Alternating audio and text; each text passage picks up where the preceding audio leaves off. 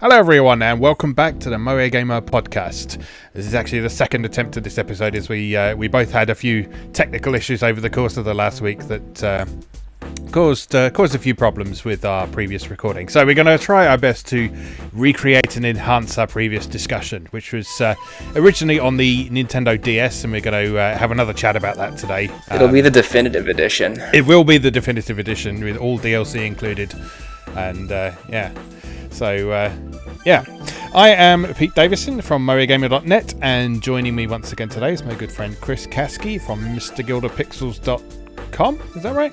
Yep, that's right. Yes, there we are. Good. I couldn't remember if it's .com or .net for a sec, but there we go. Yeah, MrGilderPixels.com. You should definitely commission him for some pixel art because he does lovely pixel art. Thank you.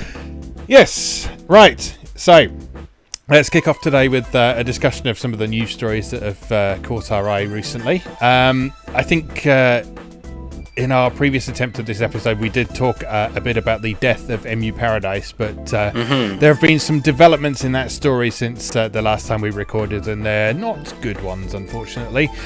For those unfamiliar with the situation, this is... the situation with ROM sites at the moment is commonly assumed to be to do with Nintendo throwing their legal weight around with a couple of specific ROM sites. And EmuParadise was one of the sites that sort of preemptively took down all their downloads before they ran into any legal difficulties with Nintendo.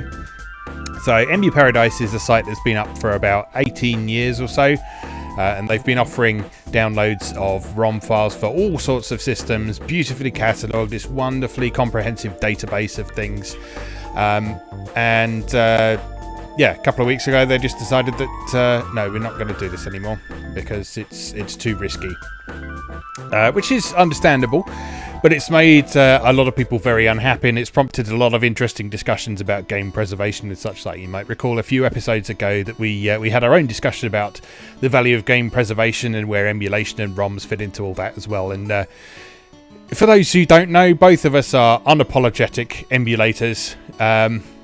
We've both got substantial collections of ROMs, including all sorts of rare and interesting games. I covered one on MoeGamer this week called Arkista's Ring on NES that I'd never heard of before, but it left such an impression on me that, I just had to write about it straight away. So, we have established that there is definitely value in ROMs and such like. The main development this week, at the time of recording, is that the TheISOZone, which is one of the sites that I regularly use to get my ROMs besides EmuParadise, has also decided to go the same way. They've decided to remove their downloads. And this is a particular bummer for me because the TheISOZone was very good at collecting together complete, or almost complete at least, ROM sets for particular platforms. So if you're interested in getting everything for one platform in one convenient big file, then you could do that from there. I'm sure there's other sites that are doing the same sort of thing there, but that was the big attraction for that site for me, along with the fact that it also seemed to be one of the safer sites out there. There are, as I'm sure we'll talk about in a minute, ROM sites that are less safe, that are riddled with adware, spyware, viruses, all sorts of things that want you to use their own special downloader to download their files and that sort of thing. But EmuParadise, the TheISOZone, and a few others that I'm sure people can mention, they were sort of a reliable and safe source of getting hold of this stuff. So, well, have you got any thoughts to add to what we've mentioned there? Just that it's incredibly sad. Yeah.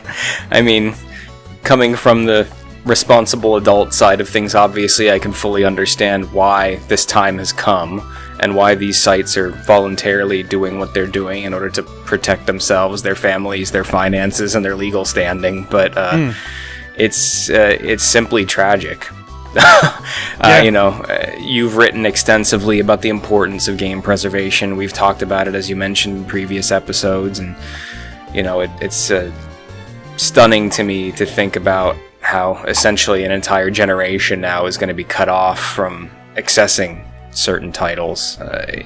The second-hand market now is garbage.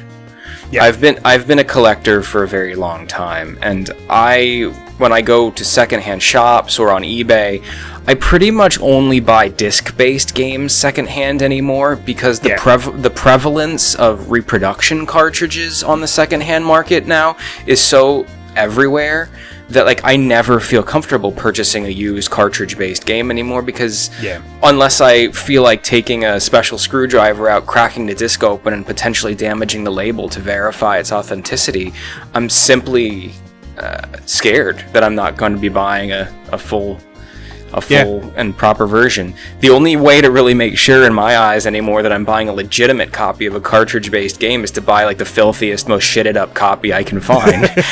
Right? Because then that one's clearly been through the ringer for 30 years. But then I don't want that copy. So it's like the catch-22.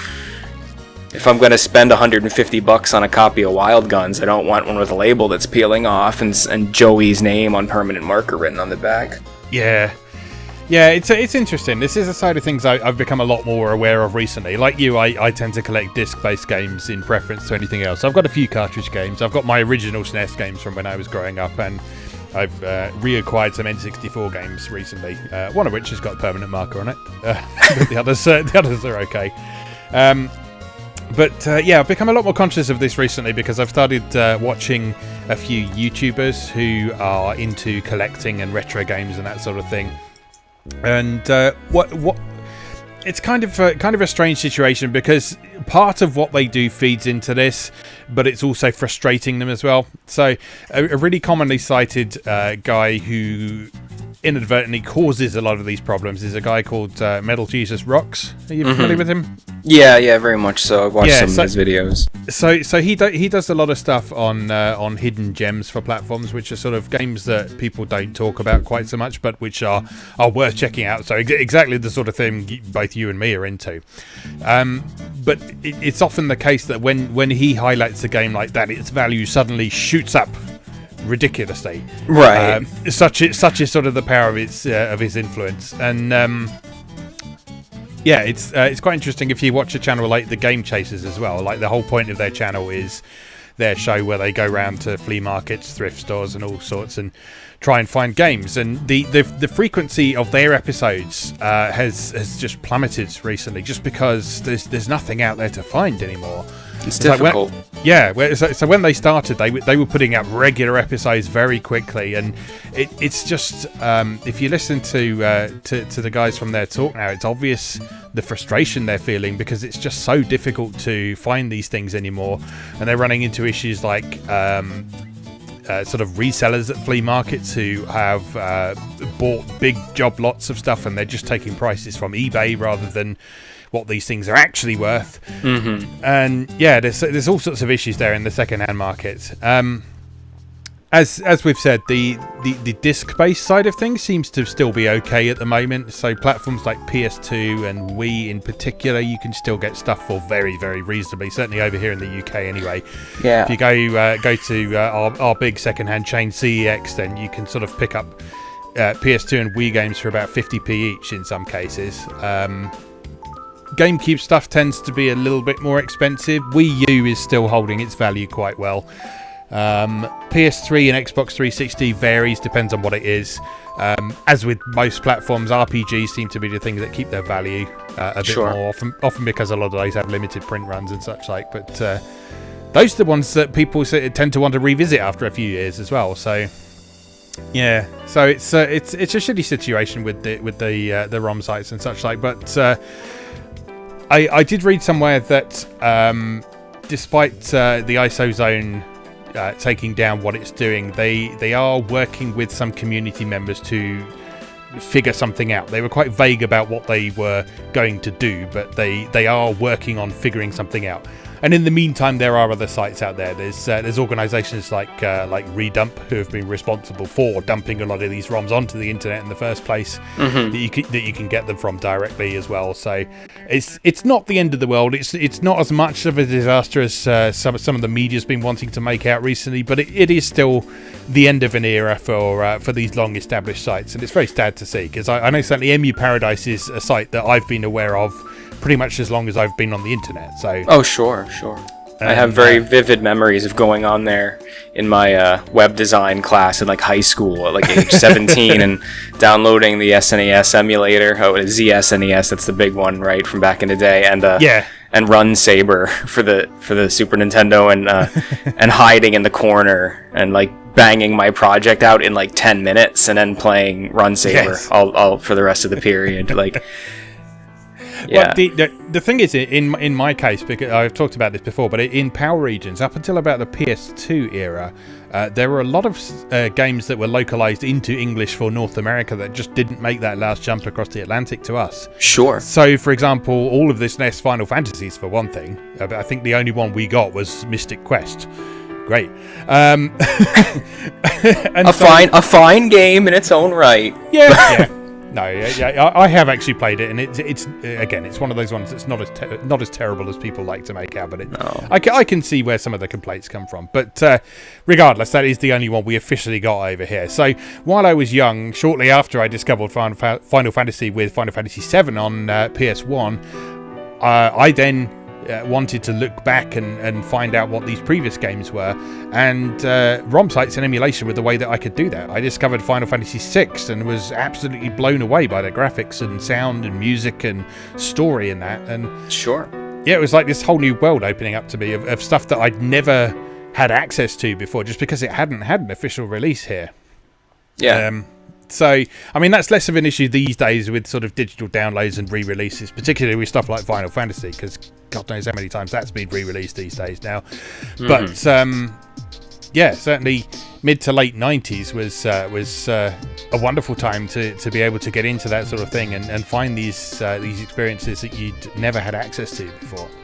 I think part of the thing for me too is to talk about this whole thing from, whenever I approach something like this, it's always from the perspective of a historian. That's where my educational background is, as I'd mentioned in the prior discussion about this. So one of the things that really frustrates me about some of these games and this ease of access going away is really from an educational standpoint. Yeah. So like, I don't want to turn this into a discussion about like our frustrations with the current games writing and the current games media, but like one of the problems I have with a lot of professional writers out there these days, especially like younger writers who are just getting started in the games media, is that they have a distinct lack of historical perspective. Oh yeah, they don't have a point of standing to talk about things like mechanics or the way genres have evolved from a place of knowledge.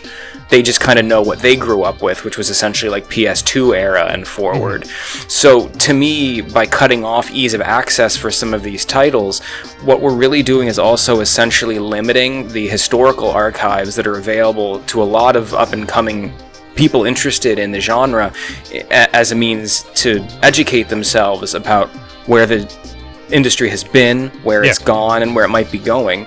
It's very, so like Mega Man 11 is coming, but it's great, right? We just got all those nice Mega Man Legacy collections, but Rockman and Forte, I'm sorry, is not on any of them, which is a really interesting game, Mega Man game for the Super Nintendo. So, if you decided you were going to write a retrospective article about Mega Man because Mega Man 11 was coming out, that would be a gap in your knowledge, right? Because the only way to play that officially now is to play the Game Boy Advance port, which is god-awful with a cramped screen, bad sound. So, where does that leave us? It's very difficult for people to come at things from an informed position if the actual historical artifacts aren't available to them to study. Yeah. Well, I mean, the most common argument against this is, you just want free games, you just want to pirate these games and such like, and I haven't seen anyone who is upset about this who just wants free games at all, even though that is what the people who are anti-ROM sites and anti-emulation would like everyone to believe. The people who are upset about this are, like you say, people like you and me, people who either want to reconnect with their past in some way, or they want to study these games in more detail, or find out more about a series that they've come to recently. All sorts of things like that. And it's nothing to do with just wanting thousands of free games on your system. I mean, that's really cool, sure, but in many cases, what has happened is people get their start with retro gaming through emulation and such like, and think, oh wow, I really like this, I want to get into collecting. Yeah. I mean, there was a really good video I shared with you recently by a guy called Game Dave who basically told that exact story. His big thing is that he's got this beautiful game room now with sort of thousands of Famicom and NES and games from all over the years. But he basically said that he would not have got into that hobby to that amount of detail without sites like EmuParadise to get him interested in these old games in the first place. So I wouldn't have the knowledge I have now. Yeah, same. Absolutely. I mean, and it's not just a matter of theft and wanting free games, as you said. So, like, I don't know. I mentioned Wild Guns earlier, right? Because it's one of my favorite Super Nintendo games. It was great, right? Because we got that cool widescreen enhanced versions for modern consoles. But that was so good. Yeah, yes. but I was a fan of that game before it was cool, right? And why? Because I played it on an emulator in high school. You know, but to that degree, when I find a game via an emulator that I really feel is worth the money, I go out and buy a copy of it. Yeah, you know, definitely. I have some of the big expense. I don't have a huge Super Nintendo collection. I have maybe 30 Super Nintendo games. It's not a huge collection of cartridges I have, but I have Wild Guns, I have Hagane, I have Ninja Warriors. Like, I have those $200, $300, $400 carts because I discovered them via emulation, played them to a degree that I said, you know what, these really are important, well-made games that belong in my collection. Then I sought them out and purchased them. Yeah, definitely. And I mean, even if you're not going to go the whole hog with stuff like that, I mean, we talked about this back in the Sega episode. Alien Soldier not being re-released at all until the most recent Sega Mega Drive Classics collection on PS4 and Xbox. A lot of people are aware of that through emulation in the first place. They now have an opportunity to own a copy of that in some means legally. So exactly, what did people do? They went out and bought that collection because they like Alien Soldier. They want to support re-releases of these games. So I bought that collection solely for Alien Soldier. I had no intention of buying that collection. I had the PS3 Genesis collection, which had most of the same titles. I had no desire to buy that new collection. I bought it solely so I could legally own Alien Soldier finally. Yeah. Well, yeah. It's going to be interesting to see how this develops from here. Like I say, the TheISOZone does have some plans in the pipeline. I think some of these sites are interested in investigating ways of maybe partnering with publishers to do something a little bit more legal. But it's all very up in the air at the moment, and there's a lot of people on edge and upset about it, which is a real shame. But anyway, we've chatted for nearly 15 minutes about that now, so let's move on to something else for a little bit, just before we get too wrapped up in that. So, what other news stories have come up recently that have caught your eye that you'd like to talk about? I will take the opportunity, given the depressing conversation we just had, to introduce a really cool piece of news related to game archiving and preservation, which is that Project Hardcore, which is a platformer that was developed by DICE of EA fame back in the day, originally intended for publication by Psygnosis of all people on the Sega Genesis, Commodore and the Commodore Amiga and Sega CD, is actually being revived from the dead. It was never released. It was programmed almost to completion, like 99% complete, and then never released. In 1994, and Strictly Limited Games, which is one of those kind of boutique publishers of limited press titles, is actually reviving it, completing it, and is going to be publishing it on the PS4 and Vita. Wow, that's cool. In 2019. So a game that almost was released in 1994 will be coming out in 2019. That's awesome. Yeah, so that's really cool. It's not a genre I have a whole heck of a lot of familiarity with. You might be better educated because it's kind of what we call a Euro platformer. Oh, it totally looks like a Euro platformer. Yeah. Screenshots. So it's like Turrican. Like a Turrican is what I could probably compare it most readily to. Yeah. But beautiful pixel art, oversaturated colors, loads of dithering. Like, it's a Genesis / Mega Drive game that the world has never gotten a chance to play that we're going to get to play in 2018 or 2019 or whenever it comes out here. First half of 2019. So yeah, that'll be worth keeping an eye out for. I hope it'll be a pre-order based kind of thing and not one of these stupid, like, you have 1 hour to buy it things. But yeah, we shall see. I was going to say, there's actually rumors, too, that I believe it's strictly limited, but one of these boutique publishers, also there was a rumor circulating a couple months ago that they had acquired the rights to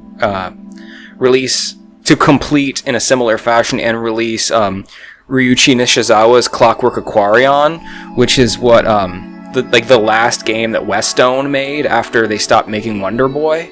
Okay. And that was never released either. There's just like footage of arcade prototypes out there of it. Yeah.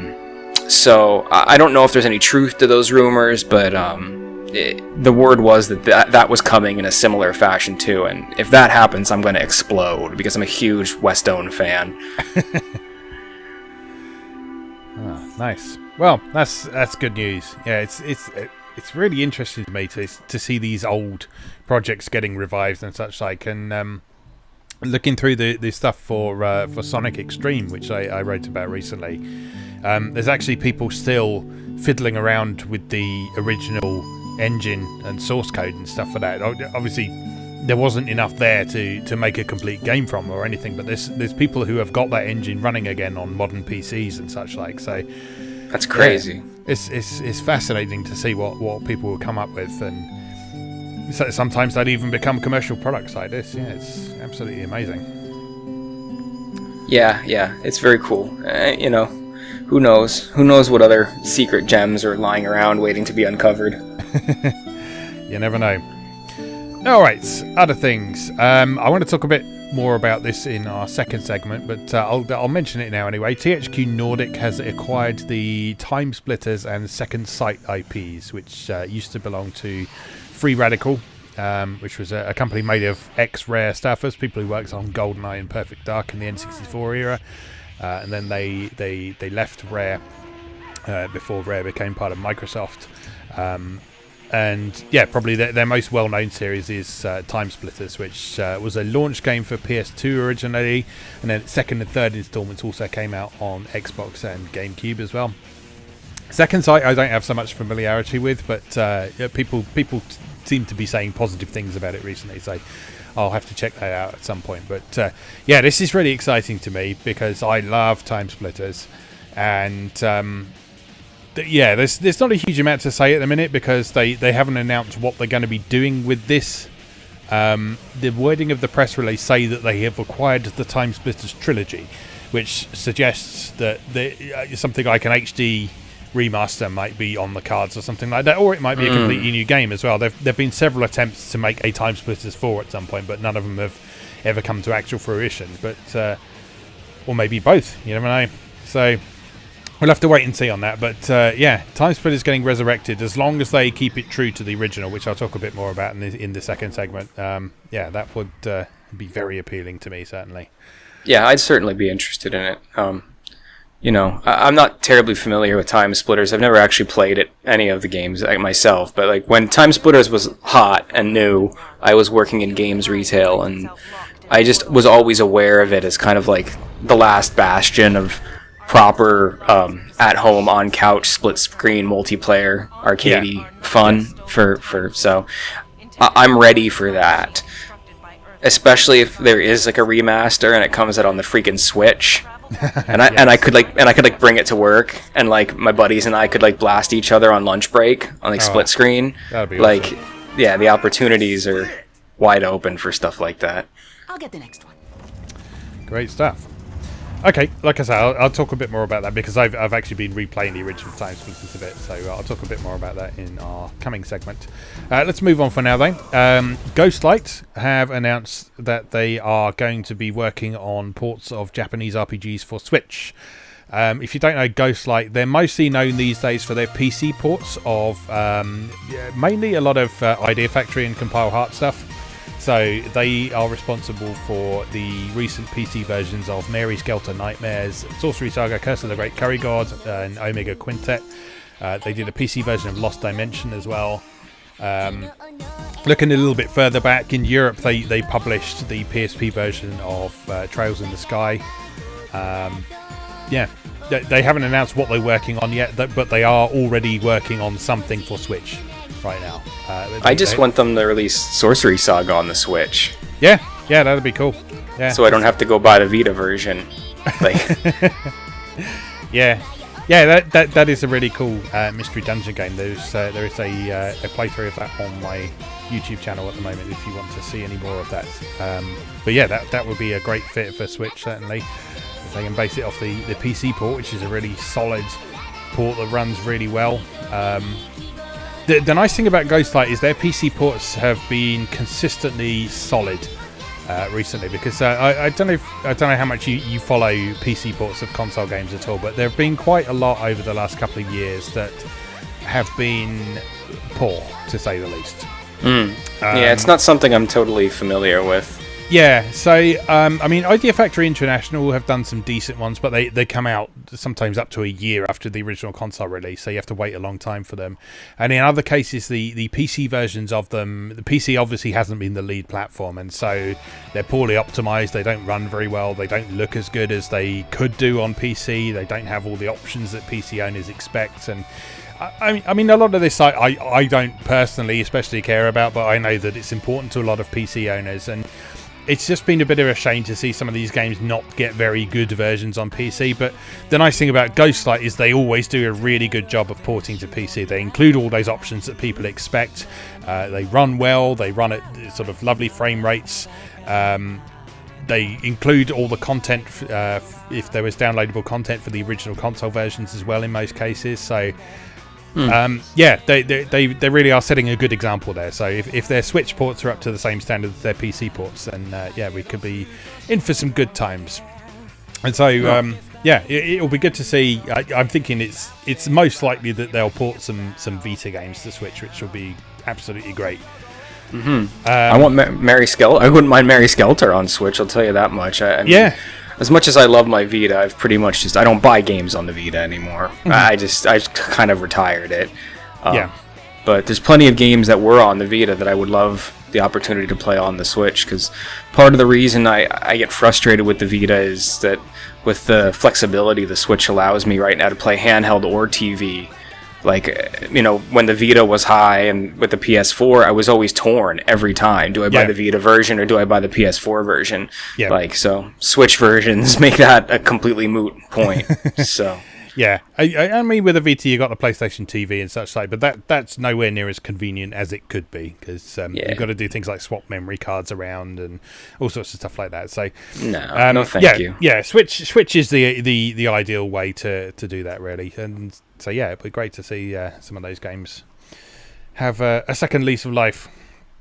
All right, what else have we got? Etrian Odyssey. Okay, you can talk about that then. Not a whole hell of a lot to talk about, but Etrian Odyssey's hot. Etrian Odyssey Nexus has been announced for 2019 in the West, which is what was just released in Japan as Etrian Odyssey X or Etrian Odyssey Cross or whatever you want to call it, which is the final Etrian Odyssey title on the 3DS. It is considered to be kind of the definitive Etrian Odyssey title. It now has more job classes and more dungeons than any other title in series history, because it draws from the entire history of the series. The previous four, it has a selection of job classes from all four of the previous games. I don't think there was ever any doubt that we were going to get this in the West, because Atlas has always strongly supported the series coming over since day one, but it's official now, and it's exciting. Can't wait to get my hands on that. It's going to be a lot of game. Also, in slightly related news, a couple weeks ago, it's been confirmed quite clearly that Etrian Odyssey Cross or Nexus or whatever we're going to call it now is the final title for the 3DS. So the people behind Etrian Odyssey have also kind of released a small teaser letting you know that just because Etrian Odyssey is ending on the 3DS does not mean it is ending as a series, and that they are currently working on what they are calling the next stage for Etrian Odyssey. I mean, I don't think there's any question that it'll likely be on the Switch. Yeah. But what form that takes is going to be really interesting, because the ability to draw your maps as you play on the DS's bottom screen has always been important to Etrian Odyssey's identity, and when your Switch is docked, you don't have access to that touch screen. Yeah. So it'll be very interesting to see how they continue to make it unique. I mean, obviously it'll have all the hallmarks of the Etrian Odyssey series besides the map drawing, the beautiful character art, just the overall atmosphere, sweet Yuzo Koshiro music, hopefully. But it'll be interesting to see what kind of gimmicks they can shoehorn into a non-DS console entry into the series. Yeah, definitely. This is still a series that I desperately need to check out. Well, they have been saying that Nexus is perfect for beginners. Sounds good to me. Yeah, right. I mean, the thing about Etrian Odyssey is it's like Final Fantasy. There's like connections, but they're not episodic. Yeah. So you can pick any of them up and play. There's no need to play any of the older ones. If Nexus isn't the one you decide to hop on with, 3 and 4 are probably the peak of the series. It's wonderful. Now, they're not great games if you need a story, because they're dungeon crawlers in the very traditional sense, unless you play the 2 Untold titles, which are remakes of 1 and 2 on the 3DS. Those had full story modes, like you would expect in a normal RPG. Yeah. Which was missing in the originals. But yeah, they're just proper, tightly designed dungeon crawlers through and through. Make your own party and get smashed to death repeatedly. Sounds good to me. Oh, one to watch out for them. Okay, last thing I want to talk about is Marvelous Europe announced that they're going to be bringing Uppers to PC and PS4. This is a brawler by Kenichiro Takaki of Senran Kagura fame. Originally released in 2016 for Vita. It was a Japan exclusive. It didn't come out over here. It didn't get localized for one reason or another. And so the version we're getting is this newly sort of remastered version. So it's going to be running at full HD resolution, 60 frames a second. So it should be superior to the original Vita version. The concept of it is basically fighting to impress girls. So looks like a lot of fun. Yeah. I don't know a lot about it beyond that, but I know people have had some fun with it, and it's got a cool sort of colourful art style to it, and sort of the kind of fusion of street fighting and what appears to be dating sim mechanics sounds like quite an interesting combination of stuff. So, and I always enjoy just the actual action of Takaki's games as well. So if it's half as satisfying as the Senran Kagura games, then certainly that'll be a lot of fun. What's really interesting to me about Uppers is like this is kind of part of a whole genre that we don't really get in the West. But like these like street delinquent beat 'em up games are like a huge thing in Japan. Yes. And like we get them occasionally, but not as often as they actually come out in Japan. Like the entire genre, it's like huge in manga and anime. The noble street delinquents who like fight for territory. It's like a huge genre. Yeah. But it's one that's never really crossed over as effectively as like fantasy manga and anime and games and stuff have, or sci-fi. But it's always been a huge thing. So it's cool to me whenever we do get a game in the genre, because obviously, just based on what it is, it lends itself really well to traditional beat 'em up, like arcadey beat 'em up fun, which I'm always all about. Yeah, looks like fun. So this is due out for PC and PS4 later this year. There's a teaser trailer out now. Beyond that, not a lot more to say about it, I don't think. You can probably check out some footage and thoughts of the Vita version around the internet, but that's about all I can say about that for the minute. Okay, anything else you want to bring up? Yeah, just a couple little things. Well, I don't know how little they are, but freaking Diablo. Oh, yeah. Diablo 3 Eternal Collection coming to Switch. Yes. Which I was talking with my wife about last night and warning her that this may lead to the downfall of modern civilization. Because if all the gamers and nerds in the world who secretly make the computers everywhere run that make civilization happen are all able to play Diablo handheld wherever they go, at work, on the go, and continue that character on home on their television, like marriages are going to crumble, computers are going to stop working, the missiles are going to accidentally launch when no one's watching the computers to make sure they don't. Like, this may be the end of times. Yeah. Dangerous. Very dangerous.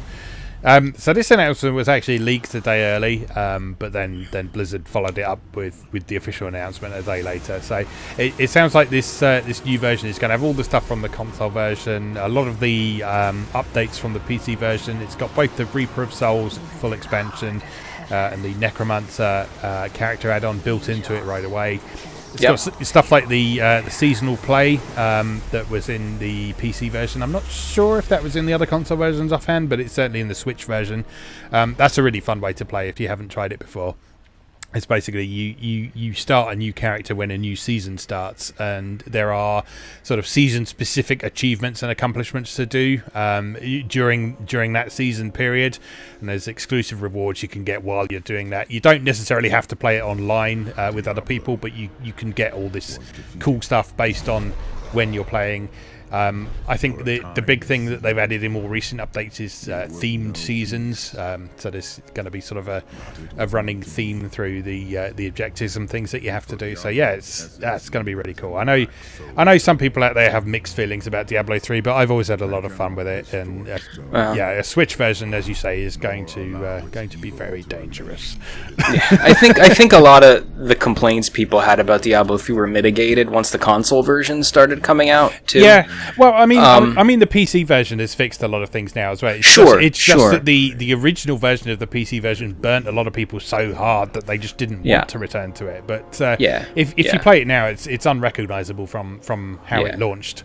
Yeah. After Reaper of Souls dropped and the auction house went away and the infinite mode got introduced, everyone kind of people who were less irritated and smart enough to come back and take a look at it again and see how it had changed kind of turned around. But the console versions, on top of everything else, eliminated the always online component. Yes. So, and added that cool dodge feature on the second analog. So I'm very excited because I've held off on the console versions for a long time. Yeah, but now that we're getting a definitive version with the expansion and the Necromancer DLC, like I'm ready to do this. And this, I'm not one for online multiplayer. I don't pay for PS Plus because it's just not worth it for me. Mm-hmm. But I would pay for Nintendo's online service if you and I could play Diablo. It's just great. I can't wait. Yeah. Definitely up for that. So, is there a release date expected for this? I can't remember. They say 2018, so probably for holiday, I assume. Oh yeah, that would be good. That would be a nice way to spend Christmas. Yeah. My work closes down for a week between Christmas and New Year's, so it would just be all Diablo. Yeah, mine doesn't, but I've remembered to preemptively book some time off this year, so I will have that whole period free as well. So. Guess I know what we're doing if Diablo drops in that period. Yeah, how about it? Can't wait. All right, anything else? Well, there's one more thing I wanted to mention. Oh, just Langrisser might be coming back. Oh, yes. Yes. Langrisser is a series of strategy RPGs that has been around for a very, very long time, but not in the West. The West only got, as far as I know, 2 entries in the Langrisser series. The original Mega Drive/Genesis game, which was localized as Warsong, and then the god-awful train wreck of an attempt at a reboot that came out on the 3DS last year. So there has been a teaser for a teaser, right? So they have announced that Langrisser is going to get a restart in 2018, and on August 23rd, next week, we are going to get some kind of inkling as to what that means. There's a lot of language in the teaser that is letting us know that it's likely going to be a regular console game. Yes. Because there is also a mobile game that's coming out as well with some really gorgeous artwork. But there appears to also be some kind of console thing in the works that's going to complement the mobile game. So, given the age we live in, wherein a lot of Japanese stuff comes west now, like this could finally be it for Langrisser. We might actually start getting them in the West, fingers crossed. It's a beautiful series with a long history, and they're very much worth playing. It's a great supplement to kind of the Advance Wars crowd, Okay. Yeah. It's basically like medieval Advance Wars in a lot of ways. You have like your unit on the field, and then that unit is a commander. So like when the units meet on the grid and then clash, it's not like a duel. Like that commander has with him like 30 other tiny little soldiers, and like all of them just like run and smash into each other. And like, oh, you lost 6 guys, I lost 4 guys. Like it's a lot of fun. It's always kind of been goofy, and hopefully that some of that retains. Cool. Sounds good to me. Now, I already know the answer to this because we've already had this discussion, as we said before, but no one heard that discussion, so I'm just going to say it again.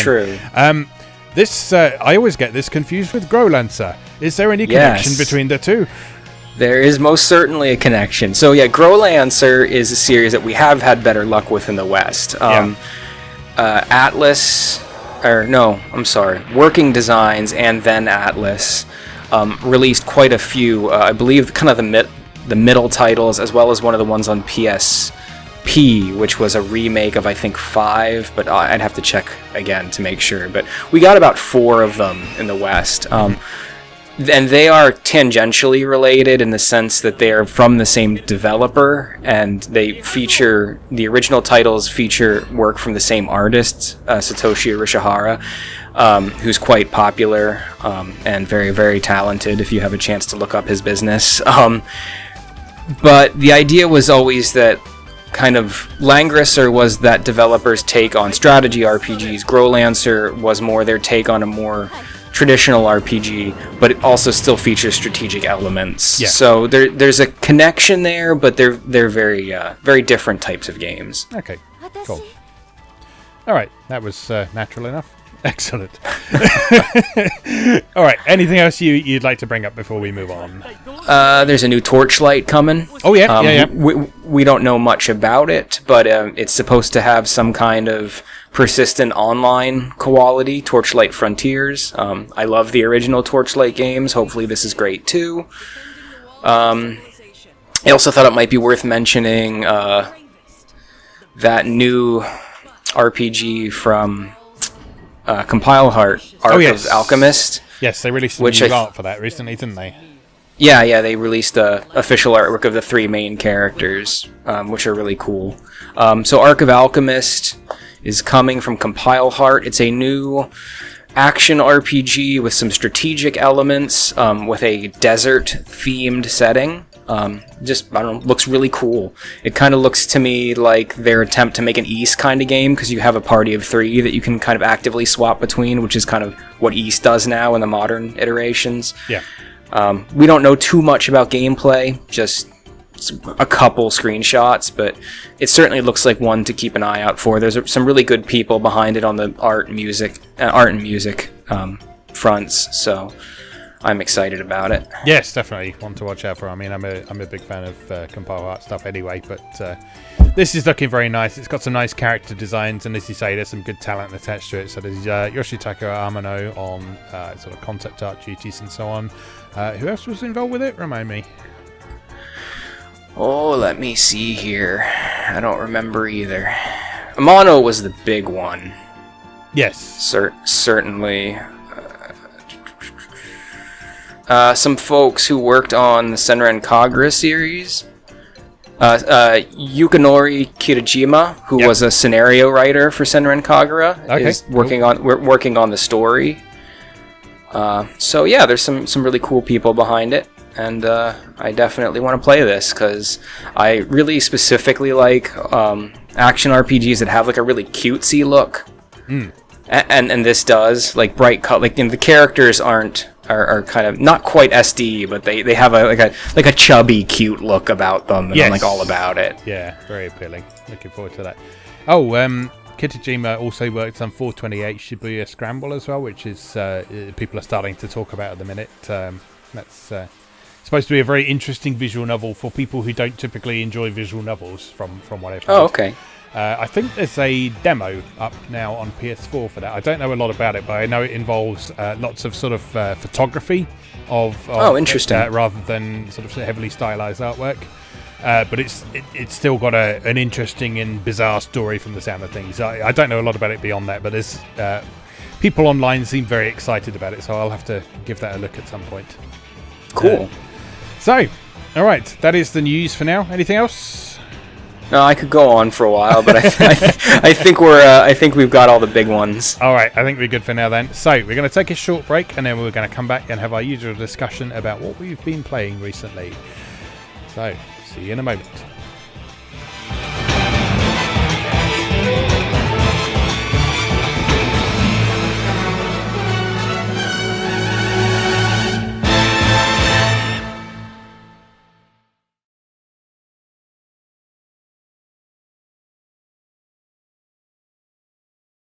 Welcome back. For our traditional second segment, we talk a bit about what we've been playing recently, and I teased a bit of Time Splitters earlier, so I'll make a start with that. So, you say you're not familiar with Time Splitters, really, is that right?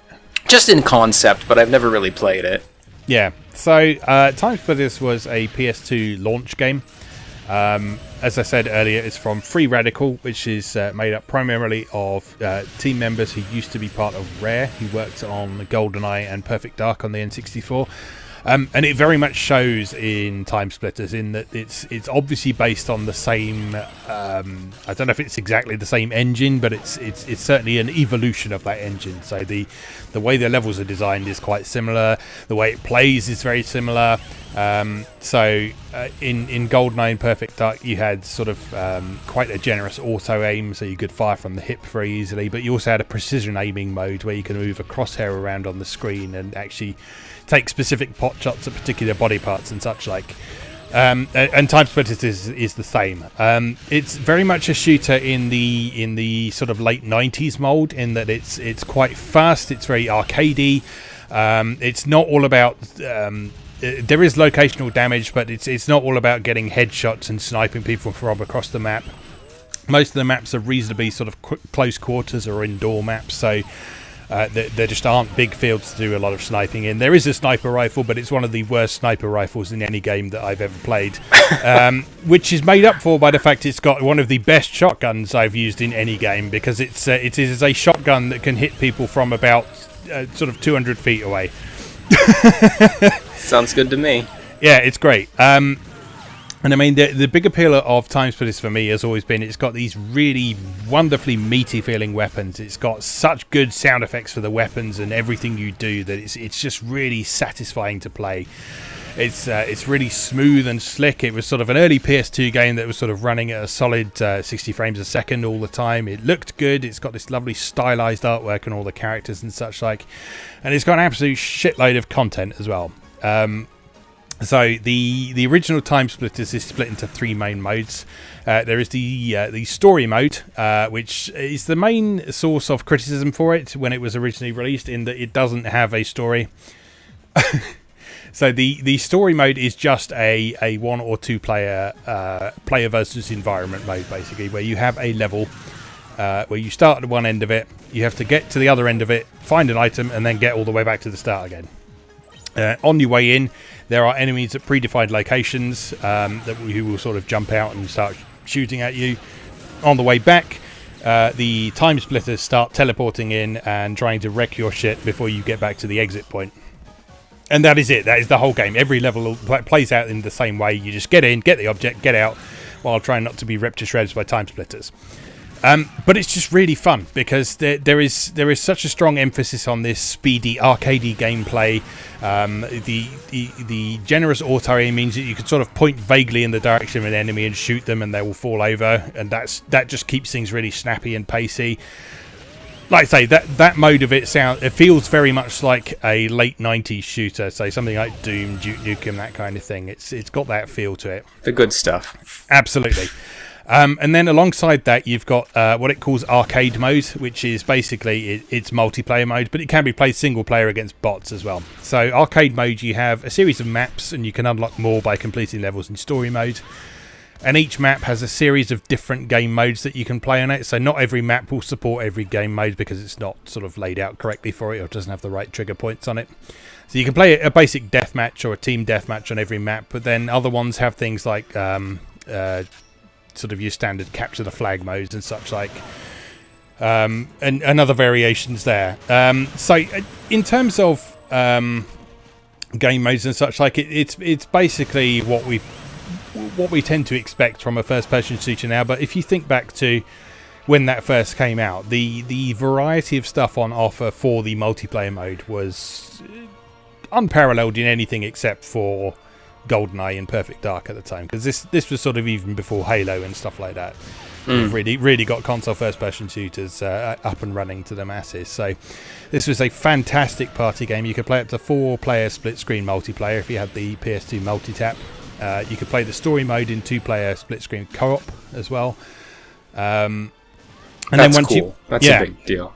Yeah, that's a lot of fun, and it very much changes how you approach the levels as well, just because you can sort of flank enemies and take different directions and such like. So, the other aspect in which this is a bit like 90s shooters is that the levels are not straight lines to the finish either. There's sort of branching pathways and different routes and shortcuts and all sorts like that. So they're interestingly designed levels. And the third mode that's in there, besides the story and arcade mode, is the challenge mode, which unlocks when you beat the story mode for the first time. And this is a series of short, timed, score-based levels in which you have specific things to do that make use of the game's mechanics in various creative ways. So the first one, for example, is you have 2 minutes, there's a bunch of zombies coming at you, and you have to shoot off the heads of 50 of them. And you've only got a shotgun. You can respawn as many times as you like, but obviously every time you die, it wastes a bit of time. So all you got to do, shoot the heads off 50 zombies. Then there's another one where there's you have to shoot 100 duckmen who are running around the docks. Another one where you got to throw bricks through every window in a Chinese restaurant and that sort of thing. So they're all really stupid things, and they got even sillier in the later times for this game, just because they really went absolutely batshit with the character designs in the later ones. But the original Time Splitters has still got some very amusing characters in there. It's got this little thing called RoboFish, who is literally just a goldfish in a bowl atop a sort of robotic body. And that's pretty sweet. You select them on the character screen, and he just runs around going. Blah, blah, blah, blah, blah. I feel like I mentioned I hadn't played these games back in the day, and part of it was because they didn't do a very good job of selling themselves. Yeah, like I feel like if you looked at now the later Time Splitters titles, like I'm thinking like Future Perfect. Yeah. And stuff had kind of goofy cover art, but like the original Time Splitters, like nobody told me that game was silly. Yeah. Like just based on the comic, like the art, it was like dude with sunglasses and like shaved heads doing like the Matrix fallback and like shooting guns. Like so, like there was nothing, don't judge a book by its cover, blah blah blah. But there was nothing on that game's box to tell me like, this is a goofy, arcadey game where you can hunt duckmen and be a fish robot. Yeah, like if someone would have told me that back in the day, like I probably would have been like hardcore into these games. Yeah. Because I like silly.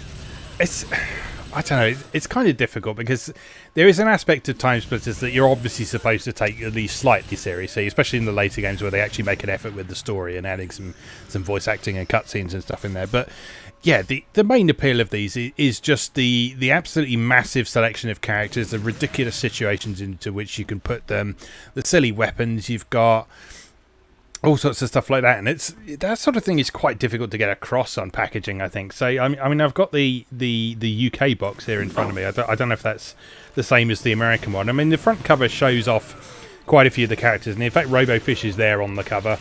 In the background, but sort of at the forefront of the more sort of the more sort of human characters. So you've got on the front cover. Yeah. See, the front cover of the first Time Splitters in the US is literally just like the main character like shooting guns. Oh, okay. Like they tried to make it look like as much of like a generic like military man's game as they possibly could. Oh, that's interesting. Yeah, like I say, the UK one has got a nice selection of the different characters there. So you've got the sort of stiff upper lip pilot dude with the moustache. So you've got the cop lady. You've got the Chinese waiter. You've got the robots. You've got RoboFish. You've got some of the mutants. Yeah, and then on the back, I mean, it tries to make the story sound quite serious. It's the Time Splitters, an evil race dwelling outside of time and space. Throughout history, they have manipulated the fate of humanity. And yeah, there's nothing to do with what's in the game. What you really need to go is, this is a game where you can play a robot that goes, ow, when you shoot him. Now,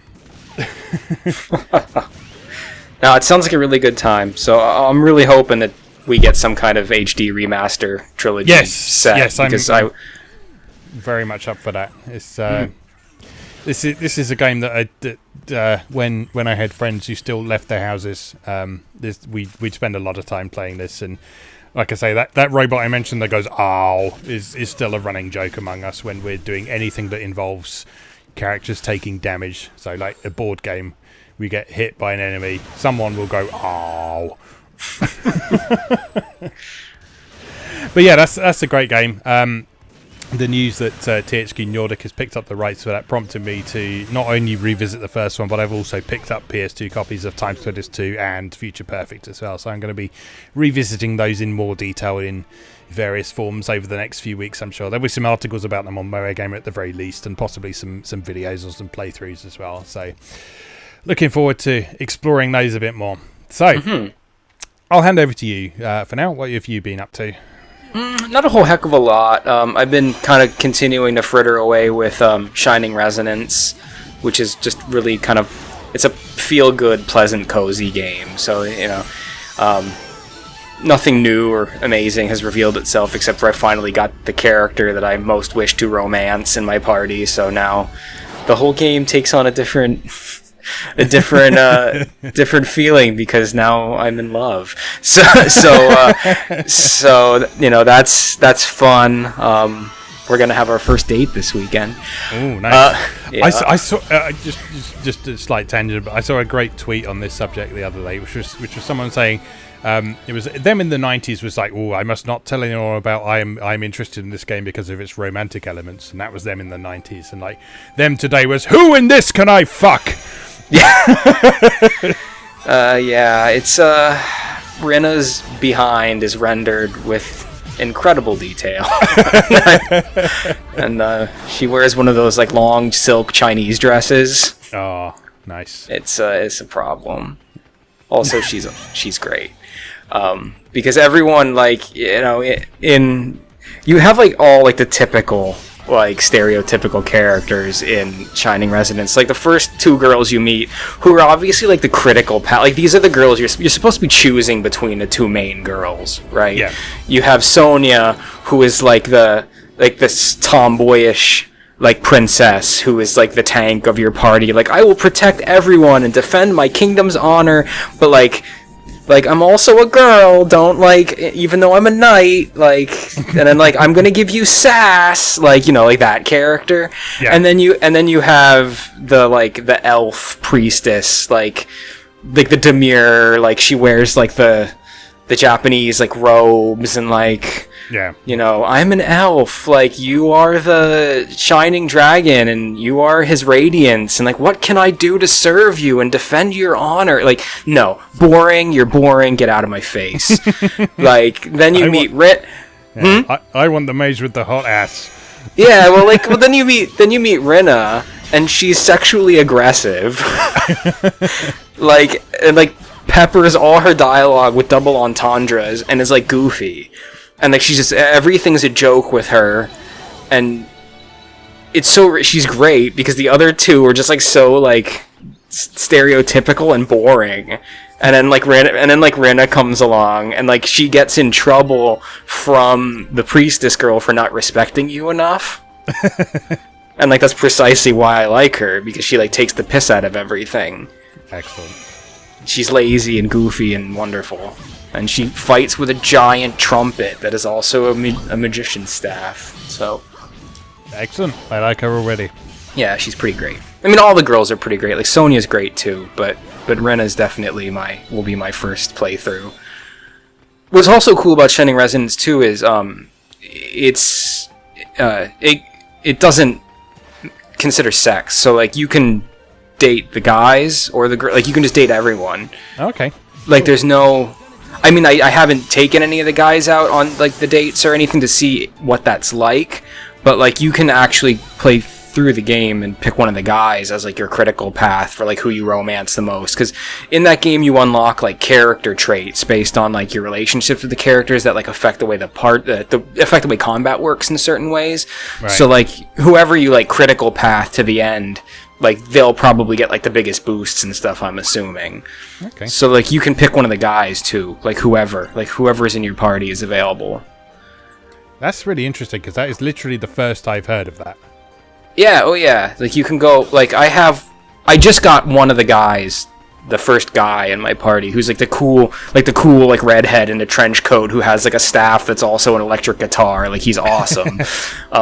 And like, I can ask him out too if I want. Yeah. Like, there's no, yeah, and also you're not locked. Like, I totally still am asking Sonya out, even though I'm technically pursuing Rena.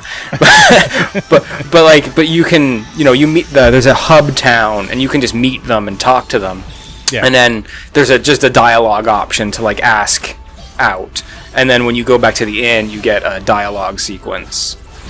And then once you've done enough of those like special like in dialogue sequences at the inn, and if you've answered enough questions correctly and like built their positive feelings up towards you, then you can go on like a proper date. And then like you go out on the town and like walk around, and there's like events. And then and then when you get one of those, it usually results in like a reward that will affect combat in a certain way. Yeah. So, but yeah, you can ask the guys out. I think there's 2 guys. And then if you're playing the special mode that's part of the refrain version, there's another girl and another guy. There's two more playable characters. So yeah, I'm really enjoying that so far. But I haven't been playing it too much. Lately, I've been playing a lot of the Mega Man X Legacy Collection. Oh, yes. I'm not really sure there's too much to talk about with that. I mean, these games are ancient at this point, but it's a really competent port. I've been kind of going back and forth between the first Mega Man X and Mega Man X4 a little bit, and I really enjoy how the first Mega Man X, they've incorporated a save feature into the password screen, which is really nice and seamless. Oh, that's nice. Yeah. So yeah, I'm enjoying it. There's not much to talk about. They're Mega Man. They're good. I like them. Nice. Yeah, that's as I've said before. That's a series I need to explore at some point. I have the SNES Mini, so that has Mega Man X1 on it, I think. Oh, okay. So I need to give that a go at some point. Mega Man in general, black spot in my knowledge, but I found out a bit about that when I covered the Inti Create stuff a few months back. But it's something I feel like I should get some first-hand experience with at some point. So I will probably grab the various Legacy collections at some point. Yeah, it's worth it. It's worth it to have them all. That and the original Mega Man Legacy Collection sets. The second one is the first opportunity you have to own 9 and 10 physically, which is pretty cool. Yes. Which our Inti Creates developed. Yes. All right. Okay. Anything else for you to talk about? Yeah. I mean, I've been.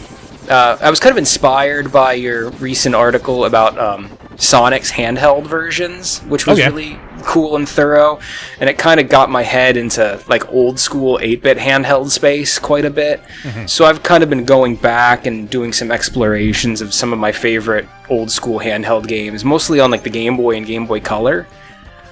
So I've been playing on and off lately Revelations, the Demon Slayer. Oh yes. Tell me about this. So this is a Shin Megami Tensei game. So in Japan, there is a series for the original Game Boy called Megami Tensei: The Last Bible, which is essentially an attempt to make kind of a more youth accessible version of Shin Megami Tensei for the Game Boy.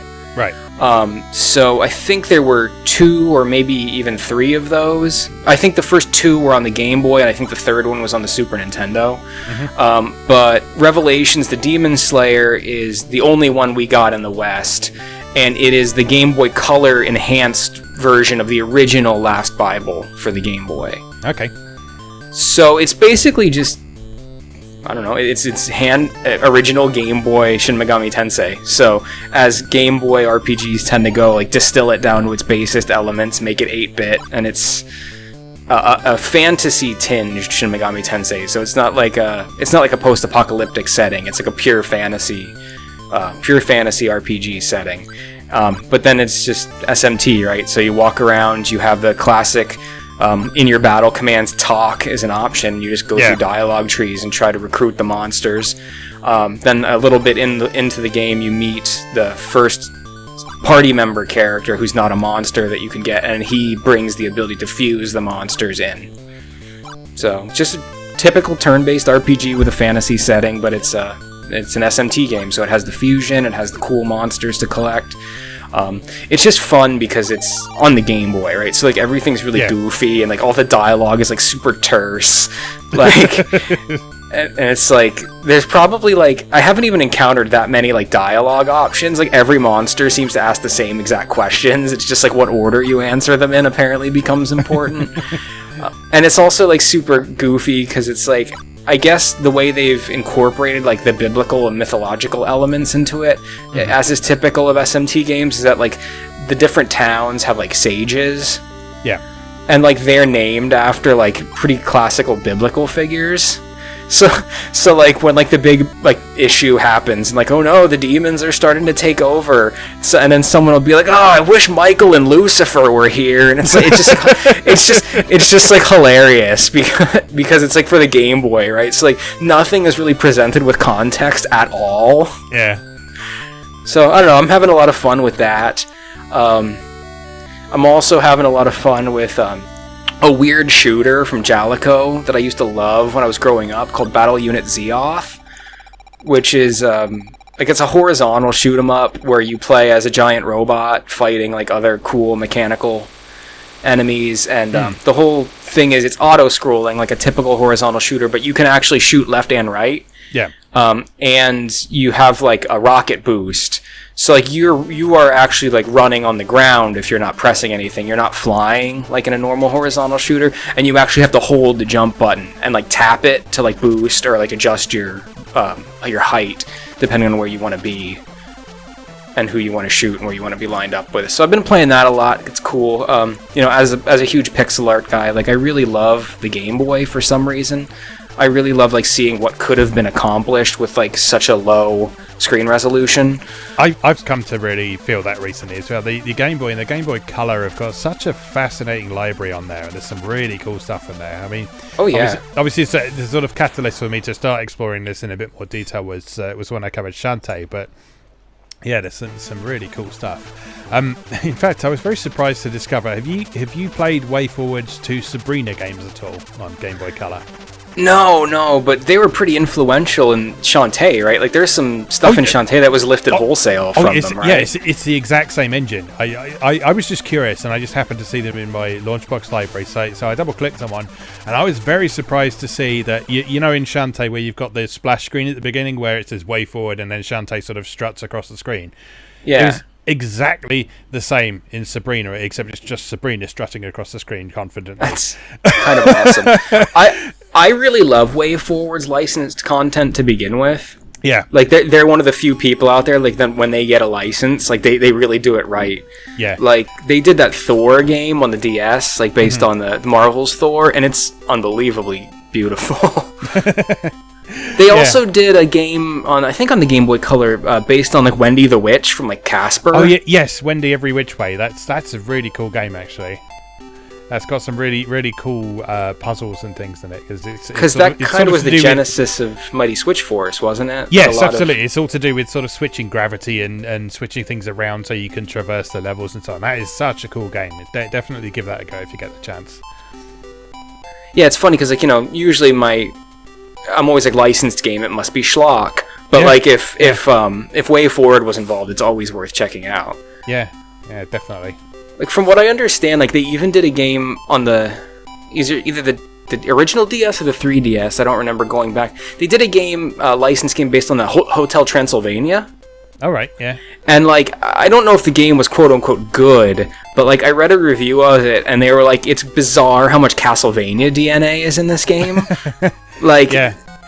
Well, I think most recently they did that with The Mummy, didn't they? They did a licensing of The Mummy on modern consoles, and everyone was like, "Wow, this is amazing." Yeah, I hadn't played it, but it is gorgeous. Like, if you look at the screenshots, and I think it's a quote-unquote Metroidvania, actually. Yeah. It looks a lot like that Aliens game that came out for the DS a little while ago, which I don't know if that was also them or not. Yeah, not sure.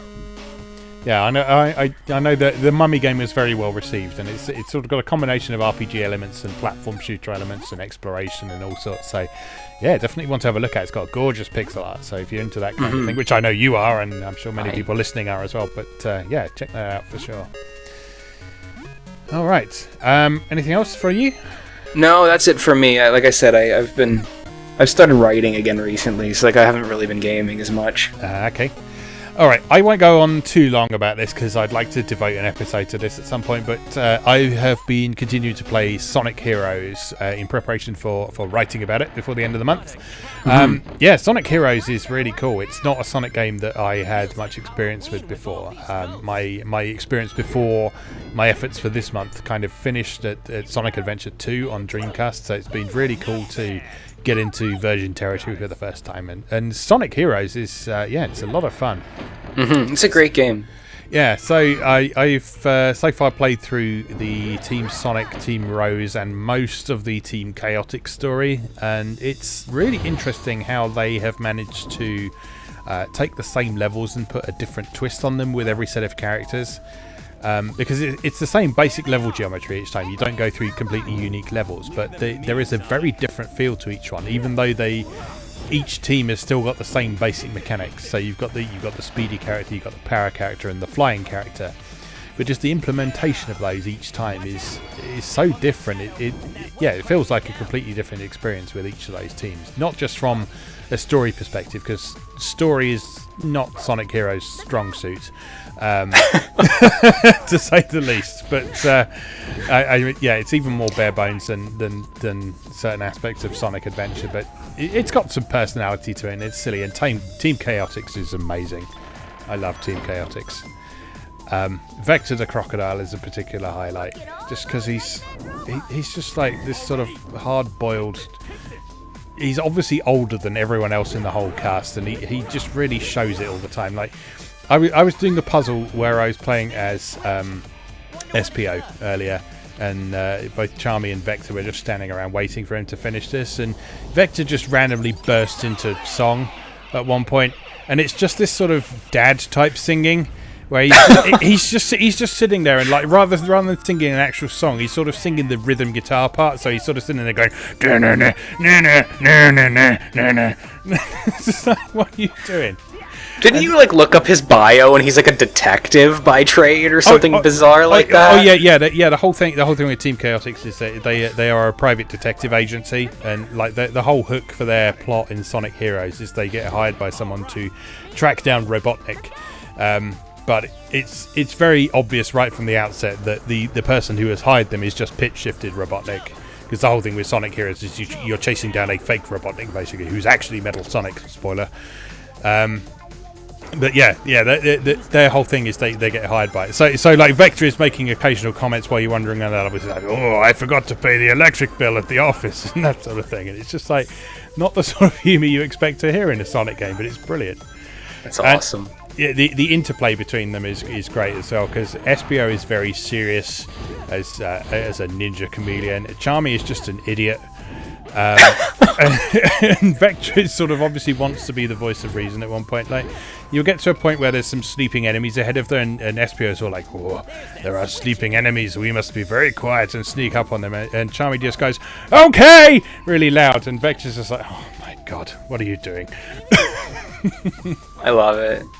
I love Sonic, and I love Sonic's, as the internet is fond of calling them Sonic's shitty friends, quote unquote. No, I love Sonic and all of Sonic's shitty friends. Yeah, no, I've been looking back on some reviews of some of these games, and it's like, oh, people play Sonic games to play as Sonic. And it's like, no, I've been having way more fun playing as all these other characters just because they're such goofy idiots. I love them. It's brilliant.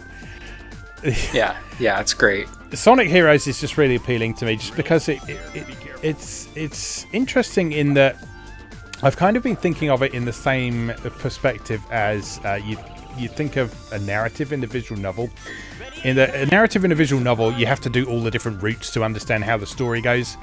But in Sonic Heroes, you have to do all the different routes to understand how the mechanics work. Oh, okay. And that's a really interesting approach here, because while each of the sets of characters have got the same basic abilities, each of them have got their own slight twist on it. So like certain of them can do a specific thing that the others can't do. So like SPO can go invisible, for example, when he does his jumping special attack, whereas Sonic's special move is to summon a big tornado type thing. So you kind of don't see all the mechanics and how they work unless you play all of those characters.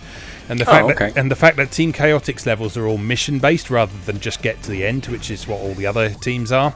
That puts a completely different twist on it as well. So in Team Chaotix levels, you can get to the end of the level and not have completed your objective, which means you then have to teleport back to the start of the level and basically do another lap of it in order to find the thing that you missed. Okay, so it's more of an exploration-focused approach. Kind of, yeah. I mean, the levels are designed to be pretty linear with a few branching paths in most cases anyway. So it's more a case of observation rather than exploration. So spotting things as you go past, before you go past them and can't go back to them. But yeah, that just puts a really interesting twist on things, because it means you have to kind of slow down and look around and that kind of thing. But there's also parts of the game where you're playing as some of the other characters and you think, well, why is that there? Why is that part of the level being set up like that? But then you play it with another set of characters and it becomes very clear why it's been set up that way. So there's a level at one point that is full of frogs that if they see you, they make it start raining, and that causes flowers to bloom, and that sort of summons platforms and such like. But Team Chaotix's mission is to sneak through that area without being seen by any of the frogs, because if it suddenly starts raining, someone is obviously going to know that they're coming. And so there's a partway through one of those levels where there's a route you can go one way, that there's a frog and there's a power-up, or you can go the other way, which kind of leads you to the same destination, but it kind of bypasses the frog, and it doesn't become obvious why that's there until you play as Team Chaotix. Right. So there's lots of interesting design decisions like that throughout the game, and it's I eat stuff like that up. That's awesome. Absolutely. I mean, it does have its frustrating aspects. There's things like sort of where it will fling you into the air and expect you to land on a rail to grind on it. Can be quite infuriating at times, especially in the later levels. But for the most part, it's a solidly designed game that's a lot of fun. So I'll be writing more about that in this coming week as we go on, and then moving on to some of Sonic's later stuff. So you've got Generations too, right? You're going to be looking at Generations. Yes. That's a great game. Yeah, I know that incorporates some stuff from Heroes along the way as well. So, but yeah, I just want a new Chaotix game at this point. yeah. Well, like I said, we talked about it before, but you haven't played the original Chaotix. I haven't. No, you did not have nice things to say about it. It's one of the few. It's a Sonic game that I can't really defend in good conscience. Like I'm an apologist for Sonic pretty much at all times, but the original Chaotix it's just a mess. Unfortunately, I don't want it to be, but it is. Yeah, that's a shame. Oh well. Anyway, so there's going to be more Sonic on MoeGamer for the rest of this month, and as I say, I would like us to do a Sonic episode where we can talk more about these various different games towards the end of the month. So look forward to that. And that's pretty much all I have been playing recently, apart from Dragon Quest, which I'll talk more about in the next segment because it's relevant to our main topic, which is the Nintendo DS. So we're going to take another short break, and then we'll be right back with that discussion for you. See you in a moment.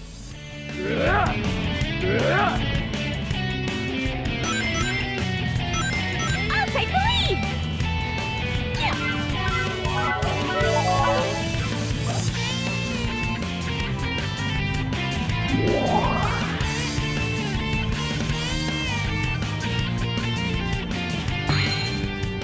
Leave this to me, boys. Welcome back. And for this third segment, we're going to be getting into our main topic of the episode, which is the Nintendo DS handheld platform. So, I think just to start the discussion, just before we get into the specifics of games and such like, just tell me a bit about your first experiences with the DS, how you came to it, and what you thought of it when you first came across it. Well, I was one of those people that kind of didn't like the DS to start. I've always been kind of one of those guys who, when a new console comes out, like, I don't care about hardware. I'm not a tech guy. Yeah. So I just care about games. And so when the original DS launched, there just wasn't a whole heck of a lot there for me to get super excited about. Like, I didn't feel the need to spend $39.99 on a port of Mario 64 when I had Mario 64, and I didn't really feel there was, a lot of like kind of little puzzle games and stuff, and as cool as some of those are, I didn't know if that justified buying a system or not to me. Yeah. So I was actually kind of a late comer to getting the original 3DS. I mean, the original DS, I'm sorry. Once I got one, I loved it. But, to me, I waited till there was some more games on it. Yeah. I was actually pretty much exactly the same. I remember when it was first announced, I was like, oh, this two-screen console. I just pretty much wrote it off as a gimmicky system to begin with. And a lot of the early lineup of the games didn't do an awful lot to dispel that theory in the first place. It wasn't until a bit later that there were some games on it that started sounding a bit interesting that I might want to check out. I've mentioned before that one of the things I tend to do with new consoles when I do get around to picking them up, because it's quite rare I pick them up at launch, one of the things I do tend to do with a new console when I get one is to look for games that sound interesting but which obviously haven't been sort of pushed that hard. They haven't been talked about much by the media. I haven't heard much about them and so on. And in the case of the Nintendo DS, the two games that caught my attention the most when I picked one up for the first time was Phoenix Wright Ace Attorney and Trauma Center. And those were both examples of games that I hadn't really seen done before, or rather thematic content that I hadn't seen explored a great deal before. So Phoenix Wright Ace Attorney is obviously a game about being a lawyer in its most basic terms, and the box didn't really explain a huge amount about how that would play, but I was very interested in the concept of just how can they make this work? How can they make a game about being a lawyer work? And so I wanted to find that out.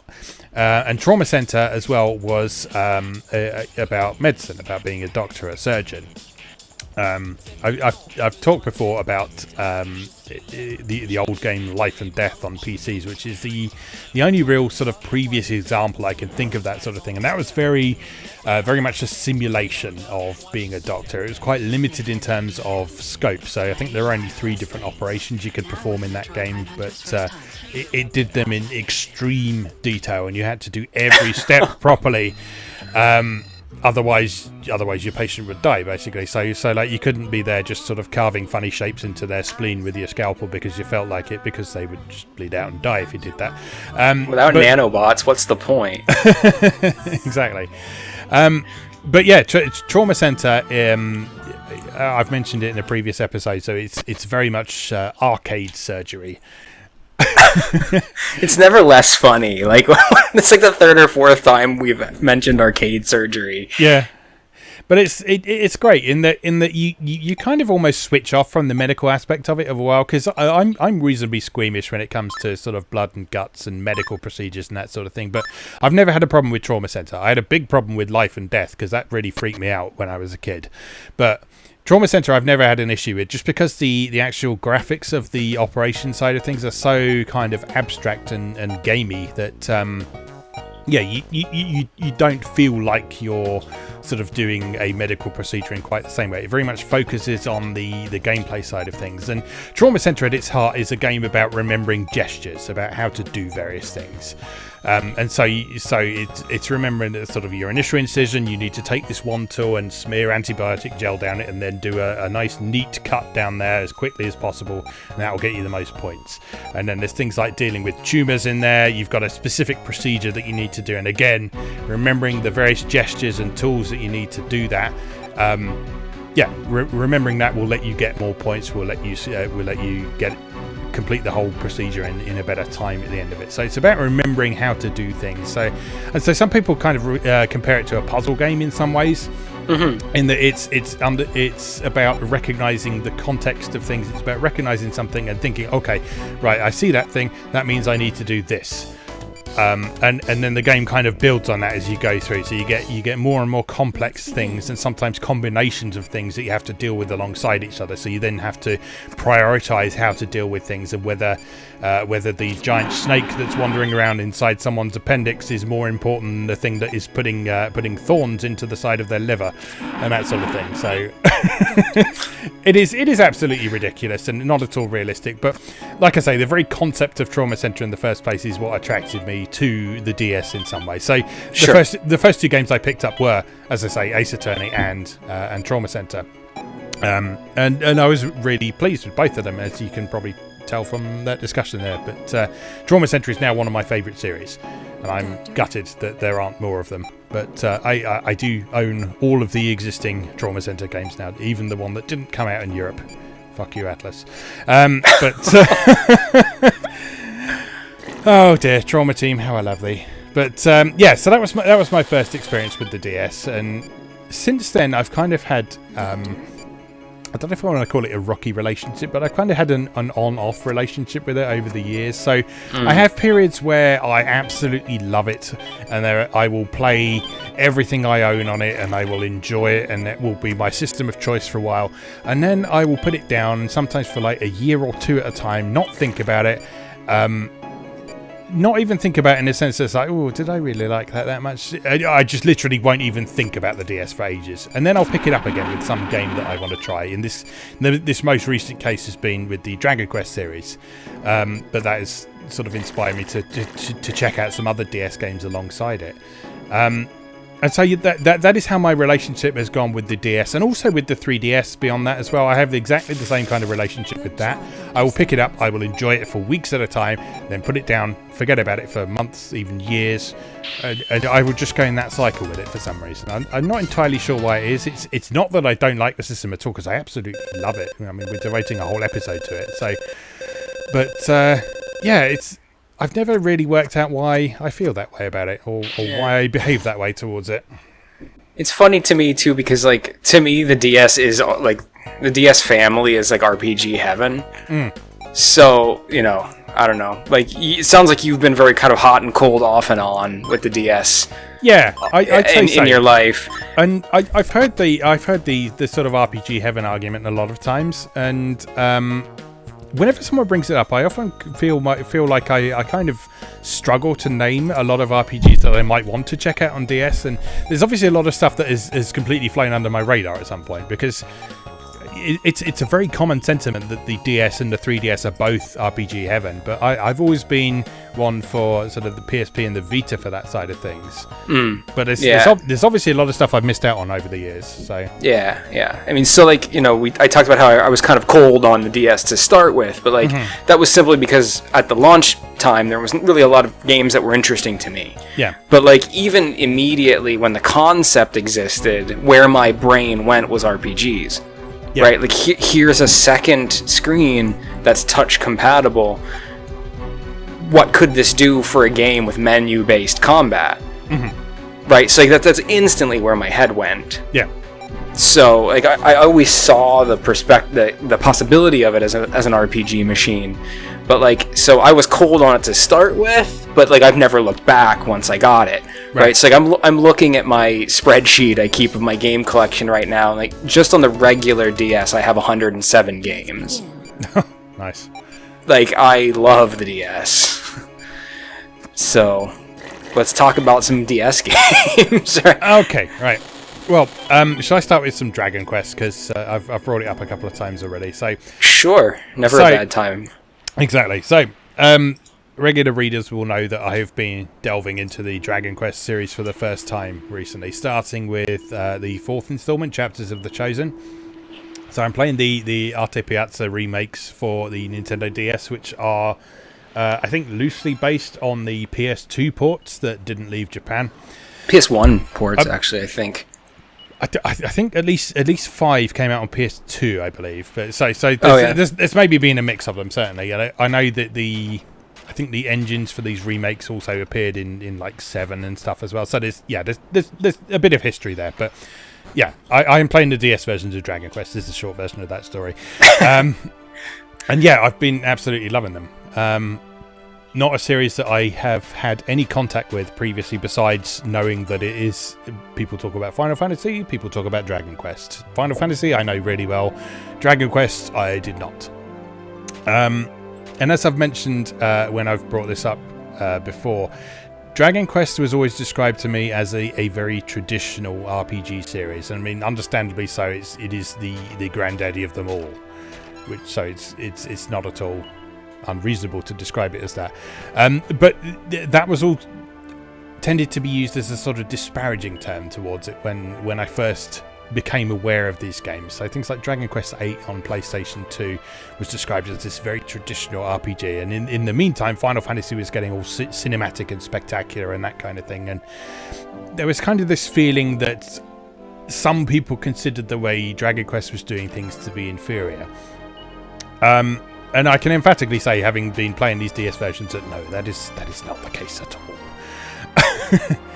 Innovation doesn't have to be big to be innovation. Exactly. Dragon Quest is a very traditional RPG series, but it's just got these little touches along the way that just make it an absolute joy to play. So the three games on the DS, 4, 5 and 6, that make up the Zenithia trilogy, these are all examples of, in their original incarnation anyway, but they were Yuji Horii experimenting with different methods of storytelling. And so Dragon Quest IV, you have these 4 prologue chapters that involve the people who will become your party members later in the game. And so you see a short story from their perspective. You get a bit of a chance to play as just them, basically. Before you get into the 5th chapter, where you play as the real protagonist, you gradually gather all these characters that you've already met, and then you do the real adventure, basically. So that was a really interesting narrative structure, but Dragon Quest doesn't emphasize its narrative. It doesn't make a huge deal of it, but it still manages to feel like you've got a convincing, coherent world going on. So it doesn't give you half-hour-long cutscenes. It doesn't give you sort of really spectacular things going on. It's mostly done through dialogue. You get the occasional cutscenes in the later ones, but it's mostly done through the characterization that comes through the text. And this kind of is taken to another level in Dragon Quest V, which is the one I'm currently playing through, Hand of the Heavenly Bride. And Hori's experiment with this one was that he wanted to tell the story of one character through several important stages in his life. So you start the whole game having a dream where you appear to be remembering your own birth. And then you have a sequence where you play as a child and you meet some characters. You have a relatively small area of the map that you can find to, because you're a kid. You can only get as far as you can get on your own 2 feet, basically. You can't ride a horse, you can't buy a wagon, you can't charter a ship or anything like that. You just go as far as you can, and your father is always there to support you and that kind of thing. Then various things happen. There is a time skip and you're into sort of adolescence and becoming a young man. That portion of the game, there is more of the world accessible, but you're still not able to get around the entire world at that point. But you start to meet characters that you have previously met, including the 3 potential love interests in the game, one of whom you end up marrying towards the conclusion of that part of the game. And then the third part, there's another time skip, and after that you are on a quest to basically find out where your wife has gone. Your kids have rescued you from this horrible situation where you and her got turned into statues and separated. And from there again, you're traveling around the world. At this point, you're a full-fledged adult, despite the fact that having spent 8 years as a statue, you haven't physically aged at all. But you are an adult at this point, so you have access to the whole world. You are the leader of your party. It is a really interesting example of gradually opening up the world in a way that doesn't feel in any way artificial. It doesn't feel like you're being gated from anything. It's just the different parts of the game you can access. They make sense for the age you're in at the time. So it makes sense that you wouldn't be able to travel the whole world until you're a completely independent adult, for example. And just the characterization of the different areas, the localization is amazing. We've talked about. I know some people have mixed feelings about the regional accents and so on, but it's become such a core part of English Dragon Quest now to have those in and to have these different regions with different accents in there. And things like this feature called Party Chat is one of my favourite things, which is this is where, depending on who you've got in your party at the time, you can just press the B button and someone in your party will chime up with something about what you've just done, or the area you've just entered, or the treasure you just found, or something. And there is a ridiculous amount of text in that game. There is so much completely incidental, completely optional conversations in there, some of which has some foreshadowing for things that would happen. So for example, you can find out your wife is pregnant long before the main story tells you that is going to happen by using the party chat feature, because you're just wandering around and she sort of starts talking about feeling a bit queasy, and she obviously wants to tell you at one point but then decides not to because you're in the middle of a dungeon and you probably don't want your wife telling you that she's pregnant while you're fighting monsters.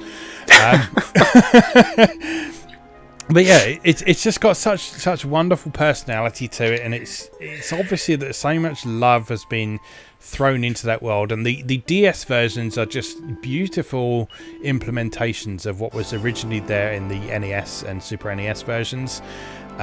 So you've got lovely character art, you've got really nice use of the two screens. So just while you're wandering around, the two screens are basically used as a really tall screen, so you can see a bit ahead of yourself in dungeons, which is, you don't realise how nice that is until you've actually got that facility.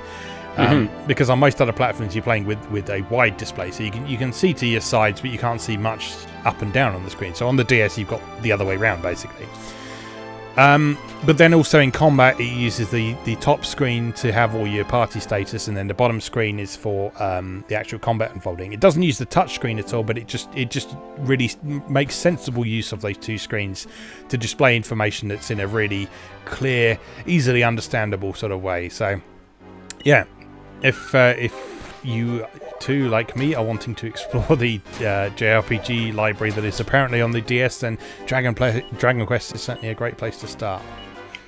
Yeah, and the series has been very prolific on the DS. So yeah. You've got the Zenithian trilogy, which is 4 through 6. Yeah. You also have 9, which was very, very celebrated. And a great game. There's also 2 of the Dragon Quest Monsters Joker titles, which is basically Dragon Quest meets Pokemon. Yes. So if, like me, you really love the goofy, like, pun enemies of Dragon Quest, like, there's a whole series of games where you can collect, trade, and breed and fuse them till your heart's content. It's a lot of fun. There's also Dragon Quest Rocket Slime. I don't know if you're familiar with this or not. I've heard of it. I don't know anything about it.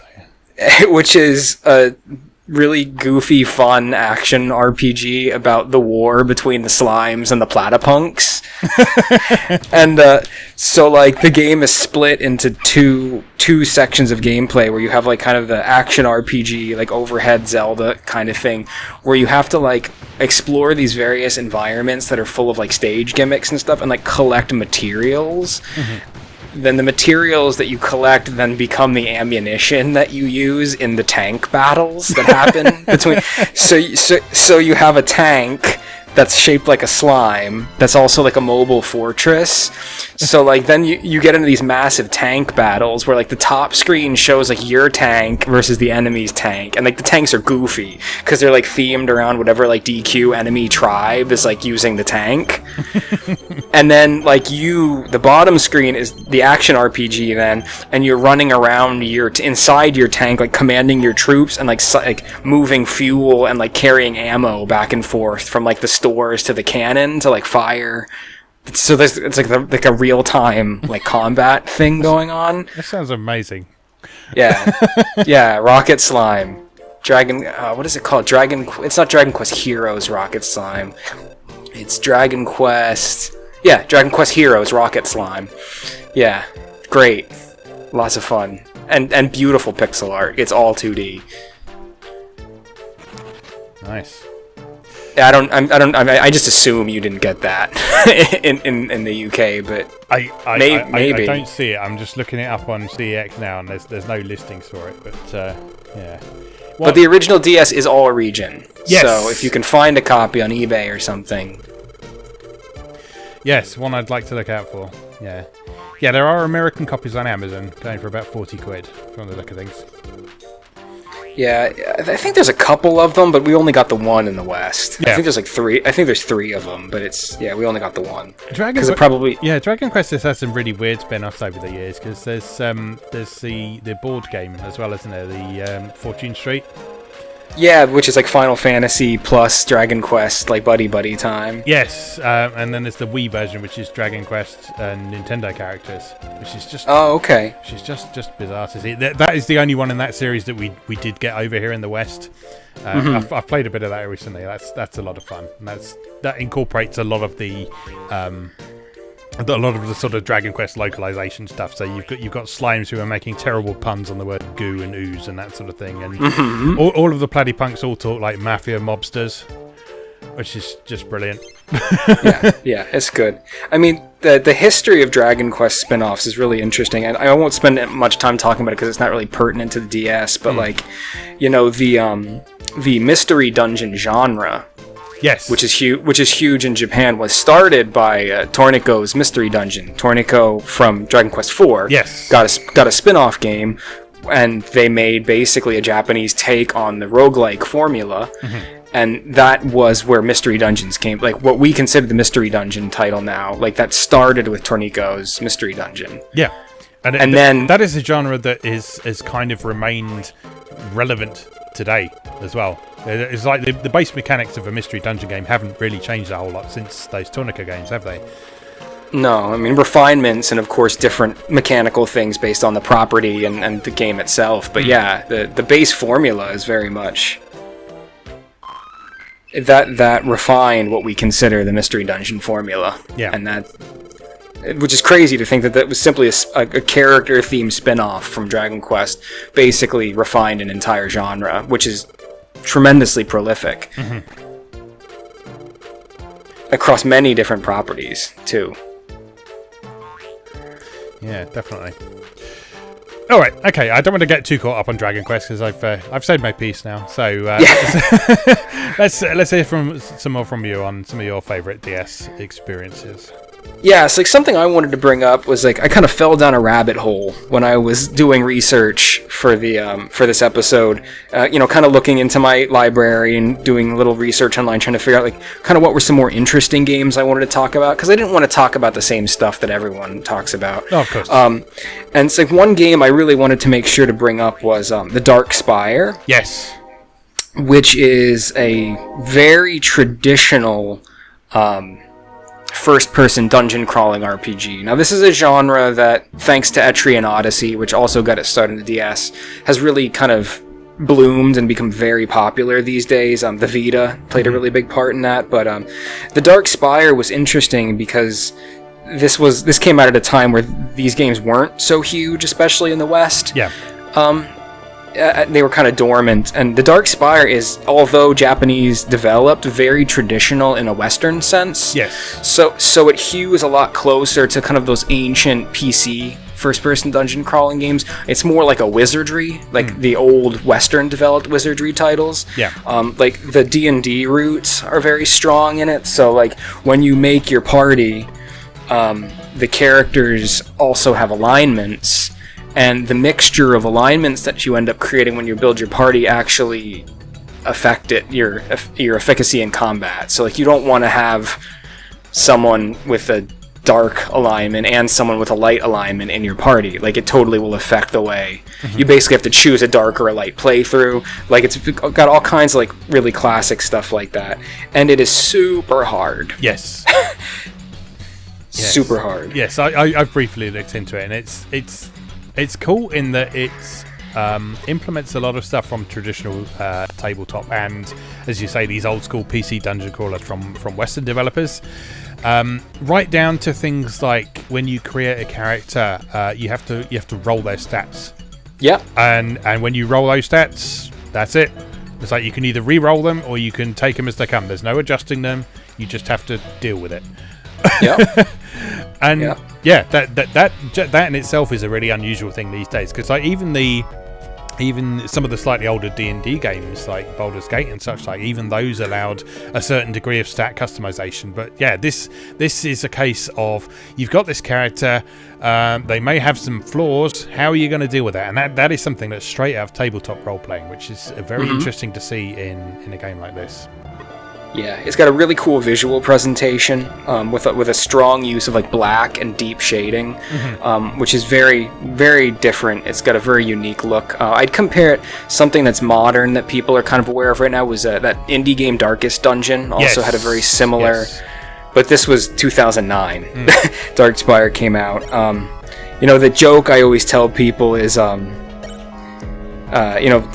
not right now, right? Like whatever is the Dark Souls of whatever genre when it's popular, but having played the Darkspire when like Dark Souls came out, like my joke was always that Dark Souls was the Darkspire of action RPGs because Darkspire came first and did this whole like super difficult like punishing but you learn from every mistake thing. Yes. But it was a first person dungeon crawler. Yes. So I really like Darkspire for a lot of reasons. Besides the gameplay, the visual presentation, the soundtrack is incredible. So when I was kind of looking up some talking points about it, I kind of fell, like I said, down a rabbit hole looking at the developer's Success. So Success is a pretty prolific developer, and they've been around for a long time. One of the series they're most famous for is a series of cutesy shoot-em-ups called Cotton. That's kind of where they made their big name back in the day. Yeah. But I had not realized how super prolific they were on the DS specifically. Because when I had been preparing for this episode, I had written down 3 titles for games I really, really liked on the DS that not a lot of people give a lot of lip service to, and it turned out all 3 of them were developed by Success. Yeah. So another one I wanted to mention was Rondo of Swords, which is a really slick strategy, turn-based strategy RPG with a grid map. And the difference being that instead of like moving one character next to one character and then selecting fight in like a traditional sense, you actually use the touchscreen to draw a line, and your character runs along that line through the map, and like the characters he passes through are the characters he attacks. Oh, okay. So it's a really cool game that's really only possible on DS hardware because of the touchscreen implementation like that. That's a Success game, very mechanically interesting. I also really liked a game called Drone Tactics, which was just a traditional turn-based, grid-based strategy RPG where all the units were giant robot bugs that you could like customize with weapons and stuff, which I thought was really cool. So I really liked that. So I just wanted to talk about Success a little bit and mention them because I think that's really cool how they were so active on the DS. Yeah. So they've got a great library of games. Another game I wanted to mention was one of the first games I got on the DS, which is a puzzler called Polarium. Oh, yes. Which is really cool. So Polarium is, once again, that was an early DS game when they were really focused on using the touchscreen as much as possible. So it's a kind of traditional drop puzzler where you have the rectangle of blocks filling up. It integrates both screens, right? So the stuff starts dropping from the top screen and then drops into the bottom screen. And the whole basis of Polarium is every tile is either black or white. Yeah. And they drop in interesting patterns. So if you make a row that's all black or all white, that row will disappear and free up that space. So what you do is you take the pen or the stylus on the touch screen and you draw a line across whatever portion of the blocks are on your touch screen, and whatever you draw that line across will flip to the other color. Right. So white to black, black to white. And so the idea is that as these pieces fall, and they'll inevitably end up drawing these lines, and you have to try to draw your own lines, kind of figure out these patterns very, very quickly as the screen is filling up to flip these blocks to clear that space. Okay. So there's the kind of the traditional mode where it's filling up and you just have to stay alive, and then there's also a puzzle mode where they just present you with one configuration of tiles, and your job is to figure out how to clear it entirely in one line.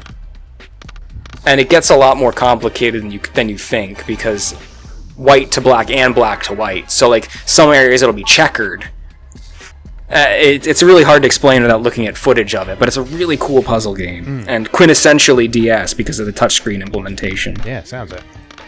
Yeah. Let's see, what else? Should I keep going? I've got a... I can list... I'll jump in for one, and then yeah, please do. You can carry on. So, I've got a few I want to talk about, mostly along the same sort of lines as those games that initially attracted me to the system. So, Phoenix Wright Ace Attorney is a adventure game come visual novel. Emphasis on the visual novel side of things. The format of that is very much like sort of mid to late 90s visual novels, which kind of wanted to pretend that they were adventure games more than they actually were, in that rather than just clicking through the narration and dialogue, they would provide you with an interface that allowed you to move from area to area, to interact with objects and talk to people. There was sort of one set critical path through the game that would allow you to advance the story with a few choices to make along the way, but yeah, that was basically how Phoenix Wright worked. One game that is sort of vaguely related to that in terms of execution, so I don't think it had any actual developers in common, but in terms of execution that's very similar, is a game called Life Science. Which was called Life Science Surgical Unit in the States and Life Science Hospital Affairs in Europe. Hospital Affairs. Yes. This is a game. It's actually the second in a series. We didn't get the first one over here. The first one was, I think it might have been a Game Boy Advance game or possibly a DS game. I'm not sure offhand. Okay. Either way, we didn't get the first one, but you can kind of jump in with the second one. It makes a few references to things that obviously happened in the first game, but in such a way that it doesn't feel like you missed out. It just feels like this stuff happened before the context of the story in the game. And what Life Science is, basically, is... whereas Trauma Center puts very much an emphasis on arcade surgery, Life Science is a game about life in a hospital, basically. So you play this guy, Dr. Tendo, and you are a guy who is sort of coming out of the top end of his training, basically. So he's still got someone who he's responsible to, but at the start of Life Science, he takes on the responsibility for this new doctor who comes in as well, who happens to be a pretty girl, but you know.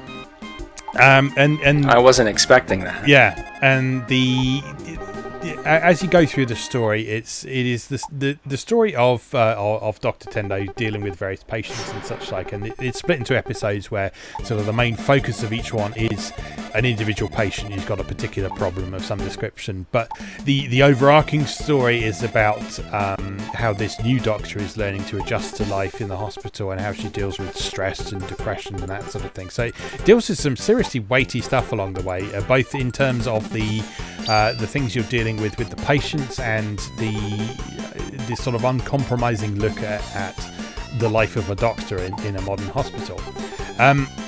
It didn't get very good reviews when it was first released because it came out around a similar time to Trauma Center, and thus it got directly compared to Trauma Center, and the two games are nothing like each other. So Trauma Center has sort of fairly brief story sequences between the surgical sequences, whereas Life Science, the emphasis is very much on the dialogue side of things. So you wander around the hospital, you have the option to go to different areas and talk to people. You have to do sort of diagnostic procedures as well as the surgical side of things. And then once you do get into actually doing surgery, it's a much more sort of realistic approach to it. It's still done with stylized anime style graphics, but it is much more in line with what you'd expect from that sort of procedure, rather than just sort of slashing someone's abdomen open as quickly as possible. And the interesting thing with it is it didn't have sort of discrete routes through the game, but each of the episodes had good and bad endings. So obviously you could get a game over by killing the patient in that particular episode, but there are also ways that you could you could sort of succeed in all the things that you were supposed to do but still get a bad ending for that episode.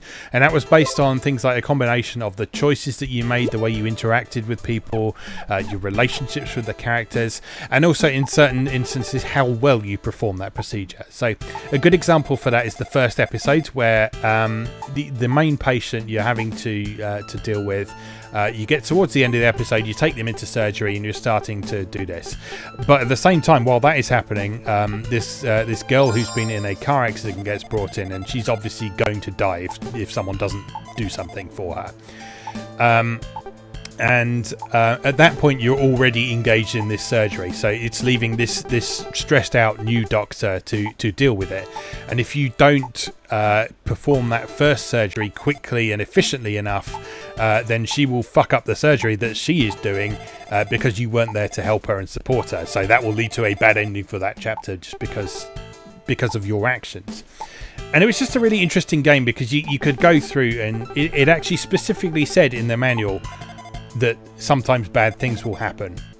They're always random, but sometimes bad things will happen. And it was quite unusual to see that actually specifically referenced in the manual. And it's just such a fascinating game that, like I say, it got such poor reviews when it first came out because it wasn't Trauma Center, but it's a really interesting game in its own right.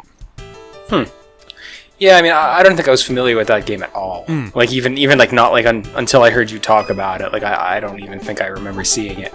Yeah, on shelves. Yeah, so it's really cool. Sounds interesting. It's one of those ones. It's got sort of a reasonable pedigree behind it. So it was developed by Spike. Of Spike Chunsoft fame. But I think when it got localized and brought over, it was certainly in Europe. It came out through one of those sort of budget publishers that you sort of don't really get a lot of hype, and they don't sort of really promote like their Ignition stuff. Or something. Yeah, it was Joe Wood Productions in this case, and it was Dreamcatcher Games in the States. Oh, sure, yeah. Yeah, so I forget who they became. Yeah, I'm not sure. Apparently they are a subsidiary of Joe Wood now. So, yeah, they're the same company now. But yeah, it got like no promotion. You were lucky to see a review of it at the time. So it obviously just sort of slipped out and just sort of disappeared without anyone really noticing it. But I just happened to pick it up one time because I saw a cheap copy of it and it sounded interesting. And yeah, I was really, really pleasantly surprised with that one. So that's definitely one to look at if you enjoy the Ace Attorney series, certainly. If you're interested in kind of interactive medical drama, if you're interested in games that tackle some weighty themes in really sensitive and uncompromising manners, yeah, it's just a really, really cool game that no one has heard of. Yeah, that's neat. Especially like, you know, that level of mature handling of themes like that is something that games often get criticized for failing at. So to hear that there is a game out there that puts appropriate weight to your actions, like, you know, it isn't arcade surgery, quote unquote. No, you're not like sucking nanobots out of someone's pancreas. Yeah, absolutely. And then smearing green jelly on it, and then everything's okay. Yep. Like, that's really cool. That's really cool to hear that there's a game like that out there. Along similar lines, I just want to bring up Hotel Dusk as well, which is again, it's sort of a combination of adventure game and visual novel. There's several interesting hooks with Hotel Dusk. One is that it's one of the games where you hold the DS vertically like a book, so you've got two tall screens rather than two wide screens.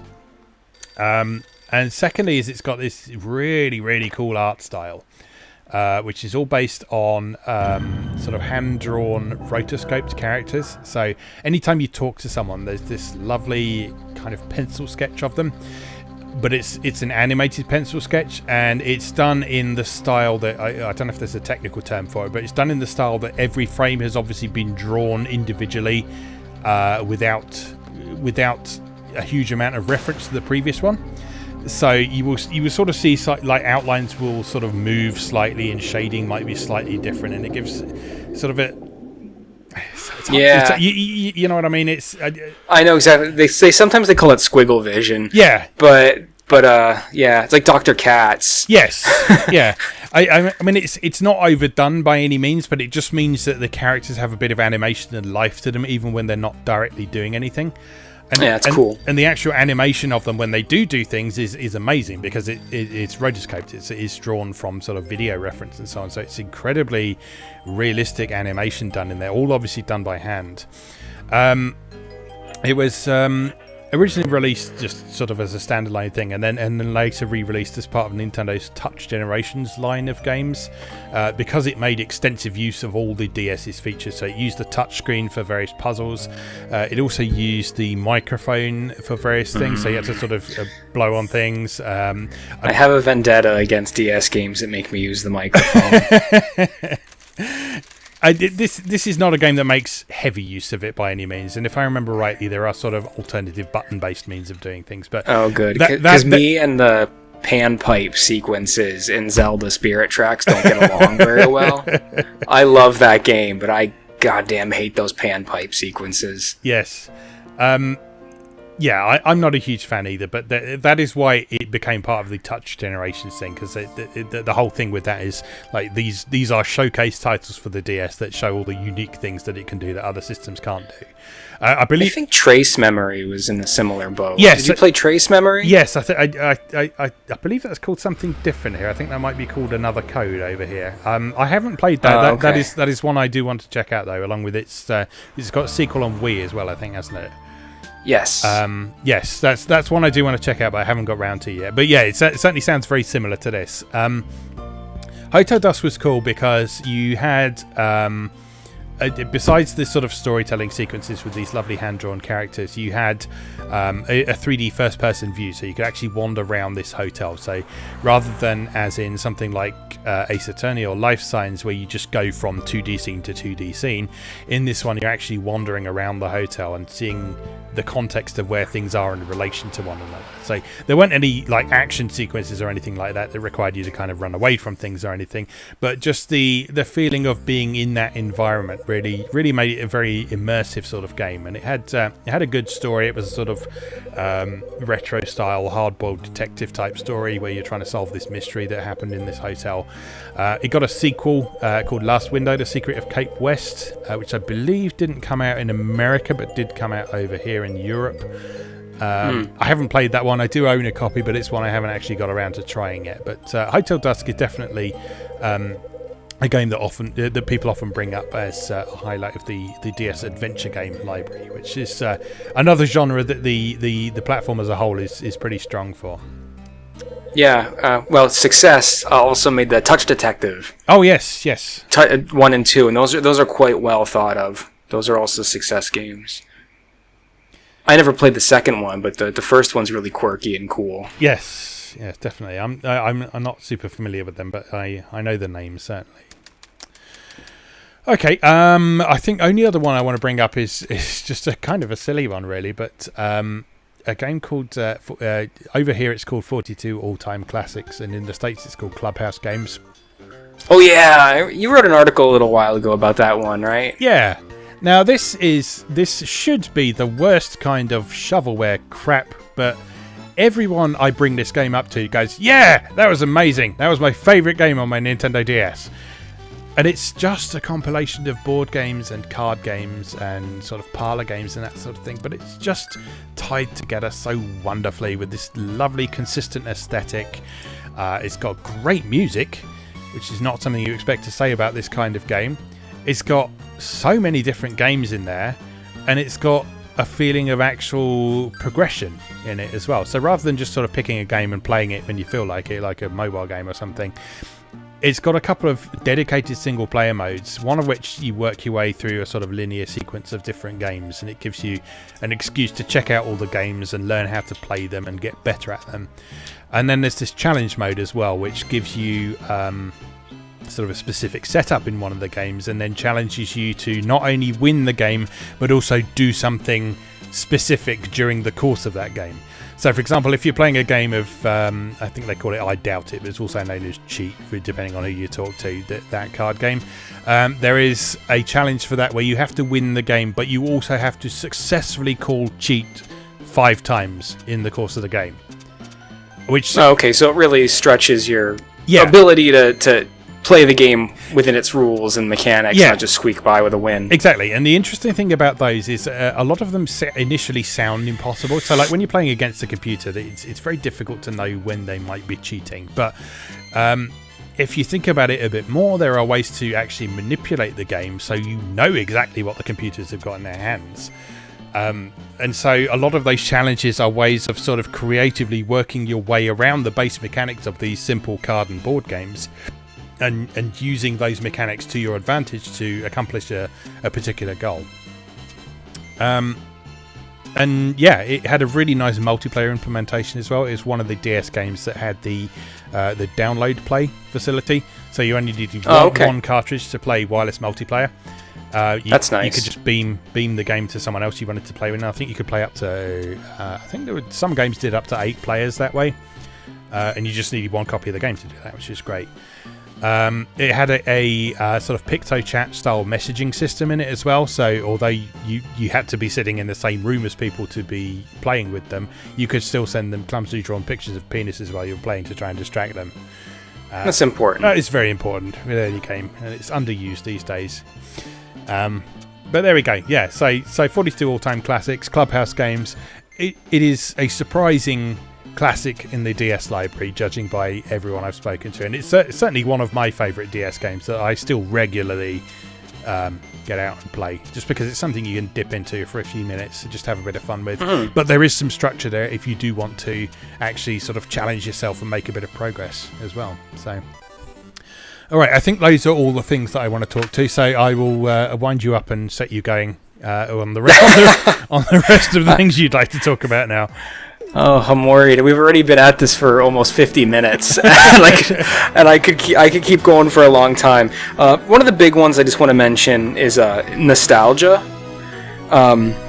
So Nostalgia is a really cool RPG that was developed by a team effort between two really cool RPG houses. Matrix Software, which is probably most well known for Alundra. Yep. As well as Red Company, which is probably best known for Sakura Taisen, Sakura Wars. Yep. So Nostalgia is a really cool RPG with a early 20th century setting, and I hate to be like that guy who boils all games down to like it's this plus this, but it is essentially Wild Arms plus Skies of Arcadia. Good stuff. which is a collaboration of things that my brain has difficulty even comprehending sometimes. So it's traditional turn-based RPG with this really cool nostalgia tinted setting wherein you play as like a treasure hunter. Like the whole thing has like an Indiana Jones kind of feel to it, like exploring ancient ruins, like solving mysteries, and then you also have an airship, and then there's airship combat. Okay. Like turn-based airship combat, as well as the regular like dungeon exploring battles. So that's a really neat game. I like that a lot. There's really cool entries for the Secret of Mana series on the DS that don't get talked about a lot because they got kind of torn apart when they were released originally. Because they weren't Secret of Mana, yeah. Because they weren't Secret of Mana. But Children of Mana is a really cool game, and a lot of people didn't appreciate it because it was very repetitive. But what Children of Mana was basically an attempt to make Secret of Mana Diablo. So you explore this tower with randomly generated floors and enemy layouts and stuff, and you just have at it. It's an action RPG. You collect these like little gems that drop from enemies, and then there's you have a jewelry box, quote unquote, that you use on the touch screen to organize the placement of the gems, and like the way they sit next to each other and like fit in together dictates what kind of like stat boost and abilities you have. Okay. So like you're always trying to collect new gems and arrange them in new ways. It had multiplayer. It was just one of those games that was, it wasn't conducive to playing a game the way a professional reviewer would have to play it, right? Like to sit down and like marathon it with 16-hour sessions. It was very much designed to be played in like 10-minute bite-sized snippets. Right. Like, I've got 15 minutes to kill on my lunch break. Let me burn through a dungeon on Children of Mana. And so in that sense, it was really neat. It was really cool to have a action RPG with that kind of loot cycle built into it, set in the Mana universe with that very unique visual style. So I'm very fond of that game. There was also another Mana game on the DS, Heroes of Mana, which was kind of part of a unique genre that was kind of exclusive to the original DS, which was these kind of RPGs that were also real-time strategy games, like hybrid together. And there were a couple examples of this. So like Children of Mana was one of the big ones. There was also a spin-off sequel to Final Fantasy XII, Final Fantasy XII Revenant Wings. Yes. That played this way, where you kind of drew a circle around the characters you wanted to move and then like direct them with the touchscreen.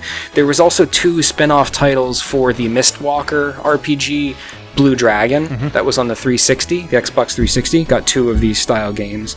So that was kind of cool, because it was like almost a whole genre of RPG that was just isolated entirely to that system. So I like those a lot. Those are really interesting. We mentioned Inacreates earlier. The Inacreates Mega Man games on the DS are pretty much like the pinnacle of modern side-scrolling. You've got the original Inacreates Mega Man Zero titles, 1 through 4, were on the Game Boy Advance, but on the DS you can get a collection with all 4 of them on a single cart, which is amazing. And then there were the DS specific ones, so Mega Man ZX and ZX Advent were both available on the DS. Great side scrollers.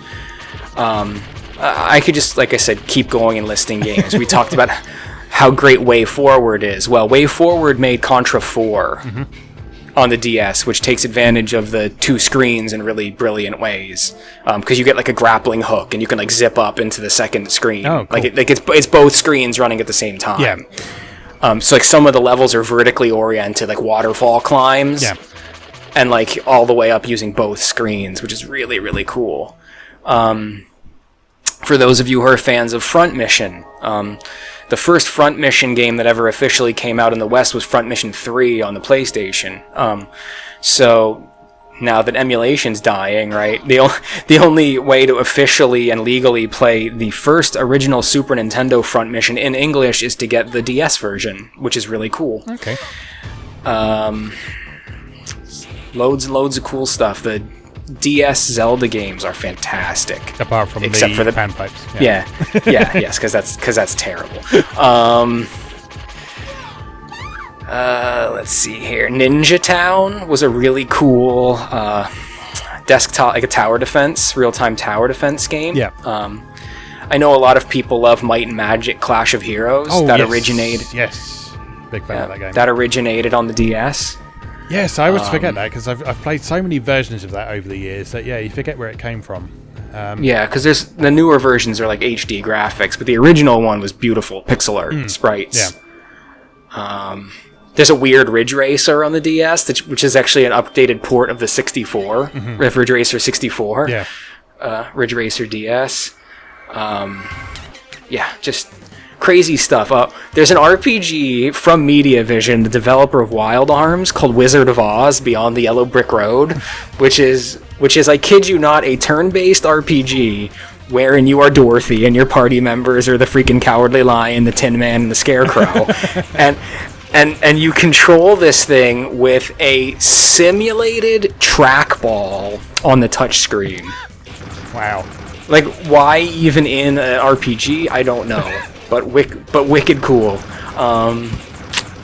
Just, Rhythm Heaven. I know you're a fan of the Rhythm Tengoku series. Oh, yeah. The DS one is fantastic. Yes, recent convert to that series, in fact, largely because of the DS version. Yeah. Image Epoch, rest in peace. They're not around anymore. But they had some of their best work on the original DS. The name of the series is losing me. Luminous Arc. Yeah, Luminous Arc was their series of strategy RPGs that got their start on the DS, that they were probably most well known for, as well as Sands of Destruction, which was a really cool turn-based RPG with a battle system very similar to the original Xenogears. Okay. And some gorgeous pixel art. I love Picross. I have hard time even thinking of playing it on systems that aren't the DS. Yeah, that's one of those games I just can't imagine playing without a stylus. Yeah, like just that, especially Picross 3D, just that feeling of like chipping away those cubes as they break. Yeah, is a lot of fun. So I don't know, I could keep doing this for a long time. So I think I'll wrap it up there with Picross. But one more I wanted to mention is Henry Hatsworth and the Puzzling Adventure. Yes. Did you ever play that? I did not play it, but I have some fond memories of that because the group that I used to podcast with, they were all American and Canadian and such like, and obviously with me being the sole Brit there, when Henry Hatsworth came out, I would constantly be mocked with calls of "good show" and such like. Yeah. I actually haven't played the game yet, but it is one that I picked up recently just because I specifically remember the "good show" side of things. So I will be taking a look at that at some point for sure. But yeah. Yeah. So Henry Hatsworth, for those who have not experienced its majesty, is a traditional side scroller, all rendered in beautiful pixel art. The bottom screen has a drop match 3 puzzle game going on at the same time. The side scroller and the drop 3 puzzle game do not pause for each other. So you have to be playing the side scroller, and then enemies you defeat turn into blocks in the drop 3 puzzler on the bottom. If you don't defeat them, if you don't make their block be destroyed in the drop 3 puzzler, they will appear back in the world again. Oh, no. So the puzzler section climbs back up, and so when they reach the top of it, it just pushes them back into the side scroller.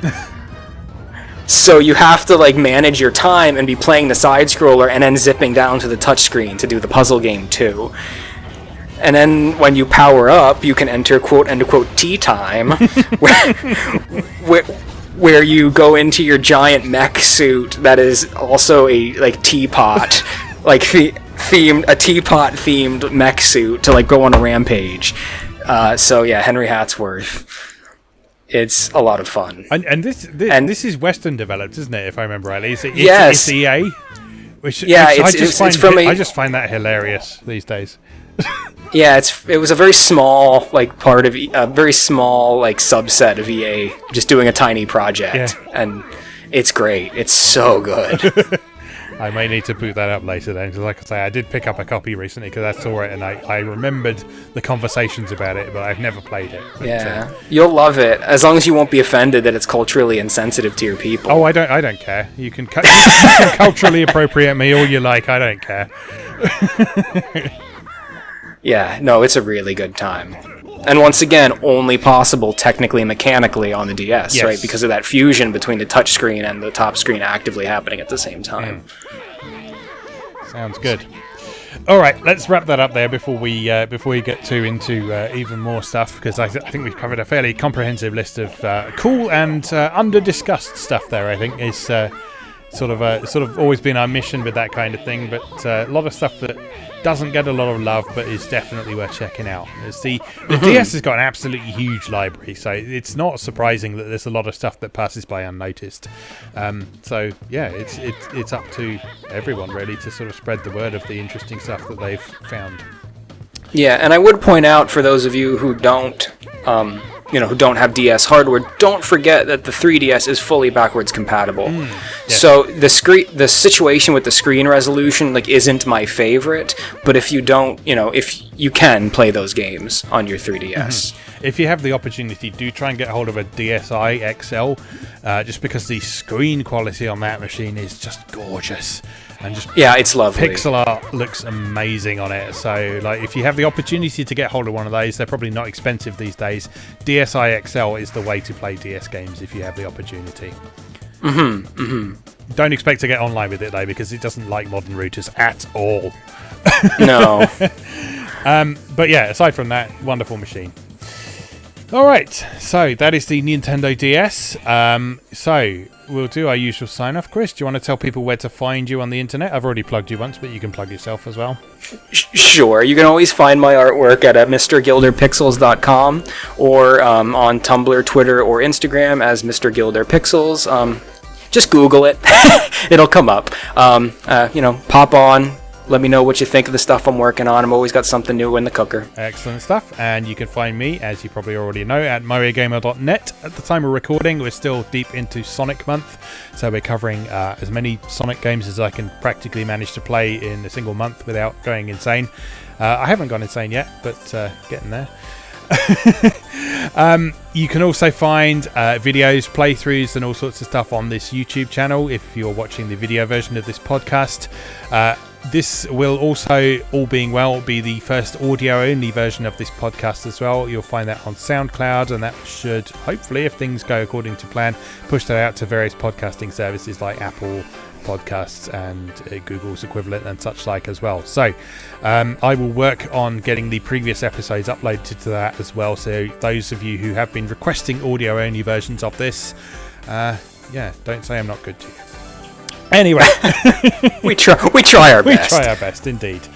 All right, so that was a great discussion there that's gone on for a very long time now. So I will just sign off and say thank you very much for listening, and we shall see you next time.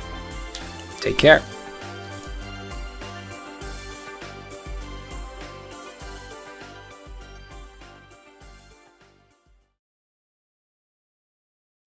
Thanks for watching. If you enjoyed this video, please help out the channel by leaving a like or a comment and subscribing. Be sure to check out MoeGamer.net for new articles on Japanese and Japanese-inspired video games, new and old, every weekday. Every month, MoeGamer features an in-depth exploration of an individual game or series as its cover game, so be sure to check the archives to see if your favourite has had a deep dive yet. If you'd like to support the site directly, please consider becoming a patron or buying me a coffee. You can find links to do both down in the video description. Thanks again, and I'll see you next time.